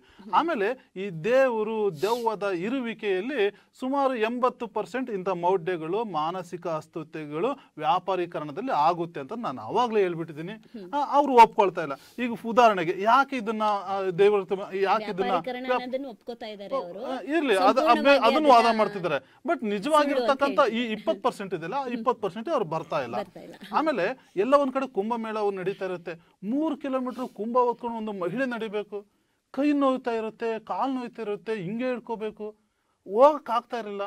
ಅವಳು ಏನ್ ಮಾಡ್ತಾಳೆ, ಕೊನೆಗೆ ಹೇಳೋದಿಲ್ಲ ಹಿಂಗ್ ಕುಂಭ ಇಳಿಸ್ತೀನಿ ಅಂತಂದ್ರೆ ಬೈತಾರ ಜನಗಳು, ಏನಮ್ಮ ದೇವ್ರದ್ದು ಇಳಿಸ್ತೀಯಲ್ಲಮ್ಮ ನಿನಗೆ ಅಂತಂದು. ಅವಾಗ ಅವಳು ನಾಟಕ ಮಾಡ್ತಾಳ, ಅವಳು ಮೈ ಮೇಲೆ ದೇವ್ರು ಬಂತು ನಾಟಕ ಮಾಡ್ತಾಳೆ. ಇಲ್ಲಾಂದ್ರೆ ಜನ ಬಿಡ್ಬೇಕಲ್ಲ ಅಂತ ಸಂಪ್ರದಾಯ. ಅವಾಗ ಏನ್ ಮಾಡಿ ಹಿಡ್ಕೊಳ್ತಾರೆ, ಅವಳನ್ನ ಎತ್ಕೊಳ್ತಾರೆ, ಅಥವಾ ಇನ್ನೊಬ್ರಿಗೆ ಅದನ್ನ ಇಳಿಸಿ ಏನೋ ಒಂದು ಪಾಪ ವ್ಯವಸ್ಥೆ ಮಾಡ್ಬಿಟ್ಟು ಅಂತ ಆಚರಣೆಗೋಸ್ಕರ, ಅಂತ ಒಳ್ಳೆ ಇದಕ್ಕೋಸ್ಕರ ಪಾಪ ಅವಳು ರಕ್ಷಣೆ ಮಾಡೋಕ್ಕೋಸ್ಕರ ಇಂಥ ಮೌಢ್ಯತೆಗಳು, ವ್ಯಾಪಾರೀಕರಣ, ಮಾನಸಿಕ ಅಸ್ವಸ್ಥತೆ ಬಂದಿದೆ ಅಂತ ಹೇಳಿದ್ವಿ. ನಿಜ ಅಲ್ಲ, ಅಂತವೂ ಕೂಡ ಇದೆ. ನಾನು ಹೇಳಕ್ 20%. ಆಮೇಲೆ ಇವರು ವೀರೇಶ್ ಸರ್ ಅವ್ರು ಅದೊಂದು ಸುಳ್ಳು ಅಂತ ಹೇಳಿದ್ರು. ಅವ್ರು ಹಾಡು ಹೇಳ್ಬೇಕಾದ್ರೆ ನನ್ ಇನ್ನೊಂದು ಹಾಡು ನೆನಪಂತು. ಹುಚ್ಚಿರ್ಸಂತೆ ಭೂಮಿ ಮೇಲೆ ಮ್ಯಾಕ್ಸಿಮಮ್ ಹುಚ್ಚರೆ ಕಣ. ಸತ್ಯ ಹೇಳಿದ್ರು ಒಪ್ಕೊಳಕ್ ರೆಡಿ ಇಲ್ಲ. ಹೇಳ್ತಾ ಇದೀವಿ ಹಿಂಗೆಲ್ಲ ಇದಾರಪ್ಪ, ಹಿಂಗೆ ನೋಡಿ. ಅದಕ್ಕೆ ಸತ್ಯ ಒಂದು ಕ್ರಿಸ್ತ ಶಕ 1379 ಒಂದು ಕಾರ್ಕಳದ ಒಂದು ಶಾಸನ ಇದೆ. ಕಾಂತೇಶ್ವರ ದೇವಾಲಯದಲ್ಲಿ ಸಿಕ್ಕಿರ್ತಕ್ಕಂಥ ಆ ಶಾಸನದಲ್ಲಿ ದೈವಕ್ಕೆ ತಪ್ಪಿದವರು ಅಂತ ಒಂದು ವರ್ಡ ಇದೆ. ಅವಾಗಿಂದಲೇ ಇತ್ತು ದೈವಿಕ ಕಲ್ಪನೆ. ಅಂದ್ರೆ ಆ ದೈವಕ್ಕೆ ತಪ್ಪಿದವರಿಗೆ ಈ ರೀತಿಯಾಗಿ ದೇವರು ಶಿಕ್ಷೆ ಕೊಡ್ತಾನೆ ಅಂತಕ್ಕಂಥ ಒಂದು ಅಂಶನೂ ಕೂಡ ಇದೆ. ಆಮೇಲೆ 1543 ಕಾರ್ಕಳದ ಉದ್ಯಾವರ ಶಾಸನದಲ್ಲಿ ದೈವ ಪದ, ದೈವ ಆ ಪದಗಳ ಉಲ್ಲೇಖ ಇದೆ. ಇದು ಯಾವಾಗ ನಮಗಿಂತ 600 ವರ್ಷಗಳ ಹಿಂದೆ ಇರ್ತಕ್ಕಂಥ ಆಚರಣೆ. ಹಿಂಗೆಲ್ಲ ಆ ದೈವ ಶತಮಾನಗಳಿಂದ ಅವೆಲ್ಲ ನಡ್ಕೊಂಡ್ ಬಂದಿದೆ. ಆಮೇಲೆ ನಾನು ಕೊನೆಯ ವಾರದಲ್ಲಿ ನಮ್ಮ ಆಧುನಿಕ ಶರಣ ಅಂತ ಕರೆಸ್ಕೊಳ್ಕೊಂತ ನಮ್ಮ ಗುರುಗಳಾದ ಕೃಷ್ಣಪ್ಪರವರ ಭಾಷಣ ಕೇಳಿದೆ. ಅವ್ರು ಹೇಳ್ತಾ ಇದ್ರು, ಪ್ರವಾದಿಗಳು ಹೆಂಗೆ ಅದನ್ನ ಆಯ್ತು ಅಂದ್ರೆ ಸತ್ತಂತವ್ರು ಕೂಡ ಬದುಕಿರ್ತಕ್ಕಂಥ ಉದಾಹರಣೆ ಇದೆ. ಕೊನೆಗೆ ಬದುಕಿದ ಮೇಲೆ ಕೇಳಿದ್ರಂತೆ ಆ ಪ್ರವಾದಿಗಳಿಗೆ, ಏನ್ ಹಿಂಗ್ ಬದುಕ್ಬಿಟ್ರ? ನನ್ನದು ಏನೂ ಇಲ್ಲ, ಆ ಭಗವಂತ ನನಗೆ ಆ ಶಕ್ತಿಯನ್ನು ಕೊಟ್ಟ, ಆ ಶಕ್ತಿಯ ಮೂಲಕ ನಾನು ಬದುಕಿದೆ ಅಂತಕ್ಕಂಥ ಉಲ್ಲೇಖಗಳಿರ್ತಕ್ಕಂಥ ಧರ್ಮ ಗ್ರಂಥವನ್ನ ಉದಾಹರಣೆಗೆ ತೆಗೆದುಕೊಂಡು ನಮ್ಮ ಗುರುಗಳಾದ ಕೃಷ್ಣಪ್ಪನವರು ಹೇಳಿದ್ರು. ಅದನ್ನು ಕೂಡ ನೀವು ಕೇಳಿ, ನೀವು ಕೂಡ. ಆಮೇಲೆ ನಾನು ಸ್ವತಃ ನೆನ್ನೆ ಒಂದು ಟಿವಿ ಕಾರ್ಯಕ್ರಮದಲ್ಲಿ ಕೂತ್ಕೊಂಡಾಗ ಒಬ್ರು ಮಾತಾಡ್ತಾ ಇದ್ದಿದ್ದಕ್ಕೆ ಒಂಥರ ಅಂತ ಸ್ಟಾರ್ಟ್ ಮಾಡ್ಬಿಟ್ರು. ಆಮೇಲೆ ಏನು ಅಂತ ಕೇಳಿದೆ, ಯಾಕೆ ಸರ್ ಕೋಪನ? ಏನೋ ಆ ಟೈಮಲ್ಲಿ ಹಂಗಾಯ್ತು ಅಂತಂದ್ರು. ಬಹುಶಃ ಇಂಥ ಅಗೋಚರ ಶಕ್ತಿಗಳನ್ನೇ ದೆವ್ವಗಳು ಅಂತ ಹೇಳ್ತಾ ಇದ್ದೀವಿ, ದೇವರು ಅಂತ ಹೇಳ್ತಿದೀವಿ ಅಂದ್ರೆ ಅವ್ರು ನಂಬ್ತಾ ಇಲ್ಲ. ಆಮೇಲೆ ನಮ್ಮ ಶರಣರು ಎಷ್ಟು ಚೆನ್ನಾಗಿ ದೇವರ ಇರುವಿಕೆಯನ್ನ ಹೇಳ್ತಿದ್ದಾರೆ ಅಂದ್ರೆ, ನೆಲದ ಮರೆಯ ನಿಧಾನದಂತೆ, ಮುಗಿಲ ಮರೆಯಲಡಗಿದ ಮಿಂಚಿನಂತೆ, ಬಯಲ ಮರೆಯಲಡಗಿದ ಮರೀಚಿಕೆಯಂತೆ, ಕಂಗಳ ಮರೆಯಲಡಿದ ಬೆಳಕಿನಂತೆ ಗುಹೇಶ್ವರ ನಿಮ್ಮ ಇರುವು ಅಂತಂದು. ಇಷ್ಟೆಲ್ಲ ಆ ವಸ್ತುಗಳ ರೂಪದಲ್ಲಿ ಅಮೂರ್ತವಾಗಿ ಇರಬೇಕಾದ್ರೆ ದೇವರು ಯಾಕೆ ತನ್ನ ಇರುವಿಕೆಯನ್ನ ಮೈ ಮೇಲೆ ತೋರಿಸ್ಕೊಳ್ಳೋದಿಲ್ಲ ಅಂತಂದು. ನನ್ನ ತುಂಬಾ ಬೆಸ್ಟ್ ಫ್ರೆಂಡ್ ಆಗಿರ್ತಕ್ಕಂಥ ಒಬ್ಬ ನಮ್ಮ ಊರಲ್ಲಿ ಇರ್ತಕ್ಕಂಥ ರಫೀಕ್ ಅಂತ ಮುಸಲ್ಮಾನ, ಅವನು ಒಂದ್ ದಿವಸ ನಾನು ಬೆಂಗಳೂರಿಂದ ಊರಿಗೆ ಹೋದಾಗ ಕೇಳ್ತಾನೆ, ನಿಮ್ಮಲ್ಲಿ ಪವರ್ಫುಲ್ ದೇವರು ಯಾರು ಅಂತ ಕೇಳ್ತಾನೆ. ನಮ್ಮಲ್ಲಿ ಪವರ್ಫುಲ್ ದೇವರು ಅಂತ ಯಾವುದೂ ಇಲ್ಲ, ನಿಮ್ಮ ಧರ್ಮದಲ್ಲಿ, ನಮ್ಮ ಧರ್ಮದಲ್ಲಿ, ಎಲ್ಲಾ ಧರ್ಮದಲ್ಲಿ ಸೇರಿರುವಂತೆ ದೇವನೊಬ್ಬ, ನಾಮ ಹಲವು ಅಂತಂದೆ. ಇಲ್ಲ, ಅದಕ್ಕೆ ಯಾಕೆ ಕೇಳಿದೆ ಅಂತಂದ್ರೆ, ನನಗೆ ಈ ತರ ಕಾಡ್ತಾ ಇದೆ, ನನಗೆ ಹೊಟ್ಟೆ ಒಳಗೆ ಸೇರ್ಕೊಂಡು ಈ ತರ ಕಾಡ್ತಾ ಇದೆ ಅಂತ. ಆವಾಗ ನಾನು ಒಂದು ಸರಳವಾಗಿರ್ತಕ್ಕಂಥ ಉಪದೇಶ, ಇಂದಿನ ವೈಜ್ಞಾನಿಕ ಯುಗದಲ್ಲಿ ಇವನ್ನೆಲ್ಲ ನೆನ್ಪಿನೋ ಪೆದ್ದ, ನೀನು ಕೂಡ ಒಬ್ಬ ಡಿಗ್ರಿ ಹೋಲ್ಡರು, ಹೋಗಿ ಯಾವ್ದಾದ್ರು ಆಸ್ಪತ್ರೆಗಳಲ್ಲಿ ತೋರಿಸು, ಇದೊಂದು ಮಾನಸಿಕ ಅಸ್ವಸ್ಥತೆ ಅಂತಂದೆ. ಅವನು ತಗೊಂಡ್ಬಂದು ಅವ್ನು ತೋರಿಸಿರ್ತಕ್ಕಂಥ ಡಾಕ್ಟ್ರು, ಸರ್ಟಿಫಿಕೇಟು, ಕೊಡ್ಸಿರ್ತಕ್ಕಂಥ ಮಾತ್ರೆ, ವಿಸಿಟ್ ಮಾಡಿರ್ತಕ್ಕಂಥ ದರ್ಗಾ, ದೇವಾಲಯ ಎಲ್ಲ ತೋರಿಸಿದ. ಕೊನೆಗೊಂದು ಮಾತು ಹೇಳ್ದ, ಸರ್ ನೀವು ಉಪದೇಶ ಮಾಡ್ತೀರಾ, ಉಪದೇಶ ಮಾಡೋದು ಸುಲಭ, ಅನುಭವಿಸಿ ಅವಾಗ ಗೊತ್ತಾಗುತ್ತೆ, ಅನುಭವಿಸೋದೇ ಬೇರೆ, ಉಪದೇಶ ಮಾಡೋದೇ ಬೇರೆ ಅಂತಕ್ಕಂಥ ಅಂಶವನ್ನು ಅವನು ಹೇಳ್ದ. ಕೊನೆಗೆ ಅಲ್ಲಿ ಗೊತ್ತಾಗುತ್ತೆ, ದೇವರ ಇರುವಿಕೆನೂ ಇದೆ, ದೆವ್ವದ ಇರುವಿಕೆನೂ ಇದೆ. ಆದ್ರೆ ಮೌಢ್ಯ, ವ್ಯಾಪಾರೀಕರಣ, ಮಾನಸಿಕ ಅಸ್ವಸ್ಥತೆಯ ಹಿನ್ನೆಲೆಯನ್ನ ಮೈನಸ್ ಮಾಡಿ ಸರ್, ಮೈನಸ್ ಮಾಡಿ ಉಳಿದಿರ್ತಕ್ಕಂಥ ಸತ್ಯಾಂಶವನ್ನ ನಾನು ಕೆಲವು ಶಾಸನಗಳ ಉದಾಹರಣೆಯನ್ನು ತೆಗೆದುಕೊಂಡೆ, ಕೆಲವು ಧರ್ಮ ಗ್ರಂಥಗಳ ಉದಾಹರಣೆ. ಧರ್ಮ ಗ್ರಂಥದಲ್ಲಿ ಉಲ್ಲೇಖವಾಗಿರೋದನ್ನೇ ನೀವು ಒಪ್ತಾ ಇಲ್ಲ ಅಂತಂದ್ರೆ ಇನ್ನು ಯಾವ ಗ್ರಂಥಗಳು ನಿಮಗೆ ತೋರಿಸ್ಬೇಕು ಏನೋ ನನಗಂತೂ ಅರ್ಥ ಆಗ್ತಾ ಇಲ್ಲ. ತಂದು ಸುರಿಬೇಕಾಗುತ್ತೆ. ನೋಡ್ಕೊಳ್ರಪ್ಪ, ಇನ್ನೊಂದ್ಸರಿ ಓದ್ಕೊಳ್ಳಿ, ಯಾಕಂದ್ರೆ ನಿಮಗೆ ಧರ್ಮ ಗ್ರಂಥ ಓದಿಲ್ಲ, ಯಾವ್ಯಾವ್ದೋ ಬುಕ್ಸ್ ಓದ್ಕೊಂಡ್ ಬಂದಿದ್ದೀರಾ, ನೋಡ್ಕೊಳ್ರಿ ಅಂತ ತೋರಿಸ್ಬೇಕು. ಶಂಕರಾಚಾರ್ಯರ ಜೀವನ ಚರಿತ್ರೆ ಓದಾಗ್ಲೂ ಕೂಡ ನಿಮ್ಗೆ ಗೊತ್ತಾಗುತ್ತೆ. ಶಂಕರಾಚಾರ್ಯರ ಒಂದು ಮಾಡ್ತಕ್ಕಂಥ ಒಂದು ಭೈರವ ಅಂತಕ್ಕಂಥವನ್ನ ಏನ್ ಮಾಡ್ತಾನೆ, ಶಂಕರಾಚಾರ್ಯ ಮೇಲೆ ಪ್ರಯೋಗ ಮಾಡ್ತಾನೆ. ಶಂಕರಾಚಾರ್ಯ ಅಂತಹ ಒಂದು ಆ ದೈವಾಂಶ ಸಂಭೂತರಾಗಿರ್ತಕ್ಕಂಥ ಶಂಕರಾಚಾರ್ಯರು ಕೂಡ ಆ ಸಮಯದಲ್ಲಿ ಆ ದೇವರ ಇರುವಿಕೆ ಅವರಲ್ಲಿ ಇರಲಿಲ್ಲ, ತಟಸ್ಥರಾಗ್ತಾರೆ. ಕೊನೆಗೆ ಆ ಭೈರವನನ್ನ ಅವನನ್ನ ನಾಶ ಮಾಡಲಿಕ್ಕೆ ಅವನ ಶಿಷ್ಯನಾಗಿರ್ತಕ್ಕಂಥ ಪದ್ಮಪಾದನ ಮೇಲೆ ನರಸಿಂಹ ಅವತಾರ ಬಂದು ಕೊನೆಗೆ ಆ ಭೈರವನನ್ನ ನಾಶ ಮಾಡಿರ್ತಕ್ಕಂಥ ಉದಾಹರಣೆಯನ್ನ ಸ್ವತಃ ಶಂಕರಾಚಾರ್ಯರ ಜೀವನ ಚರಿತ್ರೆಯಲ್ಲಿ ಉಲ್ಲೇಖ ಆಗಿರ್ತಕ್ಕಂಥದ್ದು. ಹೋಗ್ ಬನ್ನಿ, ಇದು ನಾನು ಹೇಳ್ತಾ ಇಲ್ಲ, ಚರಿತ್ರೆ ಹೇಳ್ತಾ ಇದೆ, ಇತಿಹಾಸ ಹೇಳ್ತಾ ಇದೆ, ಪ್ರತ್ಯಕ್ಷವಾಗಿ ಕಂಡಿರ್ತಕ್ಕಂಥದ್ದು. ಮುಖೇನ ಹಾಗೆ ಈ ಲಿಖಿತ ರೂಪದಲ್ಲಿ ಏನೆಲ್ಲ ಸಾಕ್ಷಿ ಆಧಾರಗಳು ಅವ್ರು ಹೇಳ್ತಾ ಇದ್ದೀನಿ. ಇವ್ರು ಹೋಗ್ತಿರೋದು ಮೌಢ್ಯಗಳ ಬಗ್ಗೆ ಚರ್ಚೆ ಮಾಡಿದ್ರೆ ಯಾರು ಅಂತ ದೇವ್ರು ಬರುತ್ತಂತೆ, ಬೇವಿನ ಕಡ್ಡಿಯಲ್ಲಿ ಬಾರಿಸ್ತಾರಂತೆ, ಹಂಗೆ ತಲೆಗೂಡ್ಲಿಂಗ್ ಅಂತವ್ ಎಕ್ಸಾಂಪಲ್ ಇಟ್ಕೊಂಡಿದ್ದಾರೆ ಮೇಡಮ್. ಸತ್ಯಾಸತ್ಯದ ವಾಸ್ತವತೆ ಎಕ್ಸಾಂಪಲ್ ಅಂತ ಇಟ್ಕೋಬೇಕು. ಅದಕ್ಕೆ ಪುರಾವೆಗಳನ್ನ ತೋರಿಸ್ತಾ ತಾವು ದೇವರು ದೆವ್ವ ಅನ್ನೋದು ಕೂಡ ಆ ಪರಿಕಲ್ಪನೆ ಏನಿದೆ ಅದು ಕೂಡ ಸತ್ಯ ಅಂತಕ್ಕಂಥದ್ದು. ಅವ್ರ ಧರ್ಮ ಗ್ರಂಥಗಳು ಬೇಕಾಗಿಲ್ಲ, ಎಂತದ್ದು ಬೇಕಾಗಿಲ್ಲ, ಯಾವ್ದೋ ಒಂದು ದೇವಸ್ಥಾನಕ್ಕೆ ಹೋಗಿರ್ತಾರೆ, ನೋಡ್ಕೊಂಡ್ ಬಂದಿರ್ತಾರೆ, ಪಾಪ ಅದನ್ನೇ ಕೊರಿತಾರೆ. ಮುಂದಿನ ವಾದದಲ್ಲಿ ನೋಡೋಣ. ಇವತ್ತಿನ ಚರ್ಚೆ ಹೇಗಿದೆ ಅಂದ್ರೆ ಊಟ ಎಷ್ಟೇ ತಿಂತಾ ಇದ್ರು ಹೊಟ್ಟೆನೆ ತುಂಬ್ತಾ ಇಲ್ಲ. ಯಾಕೆ ಅಂದ್ರೆ ಇನ್ನೂ ಒಂದು ತುತ್ತು ತಿಂದಾಗ ಇನ್ ಯಾವ್ದೋ ಒಂದು ರುಚಿ ಸಿಗ್ಬೋದಾ ಅಂತ ಅನ್ನಿಸ್ತಾ ಇದೆ. ಹಾಗಾಗಿ ಈ ಚರ್ಚೆಯನ್ನ ಮುಂದಿನ ಸಂಚಿಕೆಯಲ್ಲಿ ಮತ್ತೆ ಮುಂದುವರಿಸಬೇಕೇನೋ ಅನ್ನೋ ಒಂದು ಆಶಯದೊಂದಿಗೆ ಇವತ್ತಿನ ಈ ಚರ್ಚೆಯನ್ನ ಇಲ್ಲಿಗೆ ಮುಗಿಸೋಣ. ದೇವ್ರು ದೆವ್ವ ಮೈ ಮೇಲೆ ಬರೋದು ಸತ್ಯ ಅಥವಾ ಸುಳ್ಳು ಅನ್ನೋವಂಥ ಒಂದು ಈ ಚರ್ಚೆ ಏನ್ ನಡೀತಾ ಇದೆ, ಹಲವಾರು ವಿಭಿನ್ನ ದೃಷ್ಟಿಕೋನದಲ್ಲಿ ಚಿಂತನೆ ಮಾಡುವಂತಹ ಒಂದು ಕೆಲಸವನ್ನ ಮಾಡ್ತಾ ಇದೆ. ಹಲವಾರು ವೀಕ್ಷಕರು ಈಗಾಗಲೇ ಚಿಂತನೆಯಲ್ಲಿ ಮುಳುಗಿರ್ತೀರಾ. ಈ ಚಿಂತನೆಗೆ ಹಚ್ಚಿದಂತಹ ಈ 4 ಅತಿಥಿಗಳಿಗೆ ನಮ್ಮ ಶ್ರೀ ಬಸವ ಟಿವಿಯ ವತಿಯಿಂದ ಹಾಗೂ ಅನುಭವ ಗೋಷ್ಠಿಯ ವೇದಿಕೆಯ ವತಿಯಿಂದ ಹೃತ್ಪೂರ್ವಕವಾದ ಧನ್ಯವಾದಗಳನ್ನ ಅರ್ಪಿಸ್ತಾ ಇದ್ದೀನಿ. ಎಲ್ರಿಗೂ ಶರಣಾರ್ಥಿ.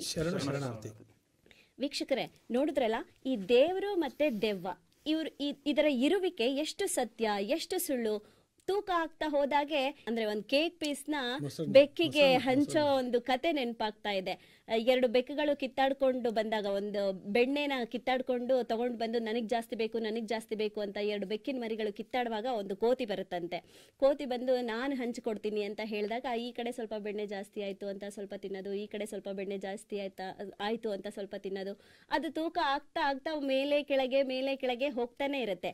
ಈ ಒಂದು ಚರ್ಚೆಯು ಹಾಗೆ ಆಗ್ತಾ ಇದೆ. ಯಾಕೆ ಅಂದ್ರೆ ಇಲ್ಲಿ ಎಷ್ಟರ ಮಟ್ಟಿಗೆ ಸತ್ಯ ಇದೆ, ಎಷ್ಟರ ಮಟ್ಟಿಗೆ ಸುಳ್ಳು ಇದೆ ಅನ್ನೋದನ್ನ ಸ್ಪಷ್ಟವಾಗಿ ನಾವು ತಿಳ್ಕೋಬೇಕು ಅಂದ್ರೆ ಈ ಚರ್ಚೆಯನ್ನ ಮುಂದಿನ ಸಂಚಿಕೆಯಲ್ಲಿ ನಾವು ಮುಂದುವರಿಸೋಣ ಅಂತ ಹೇಳ್ತಾ ತಮ್ಮೆಲ್ರಿಗೂ ವಿದಾಯ ಹೇಳ್ತಾ ಇದ್ದೀನಿ. ನಿರಂತರವಾಗಿ ನೋಡ್ತಾ ಇರಿ ಶ್ರೀ ಬಸವ ಟಿವಿ. ಇದು ಸಂಸ್ಕಾರದ ಬೆಳಕು. ಶರಣಾರ್ಥಿ.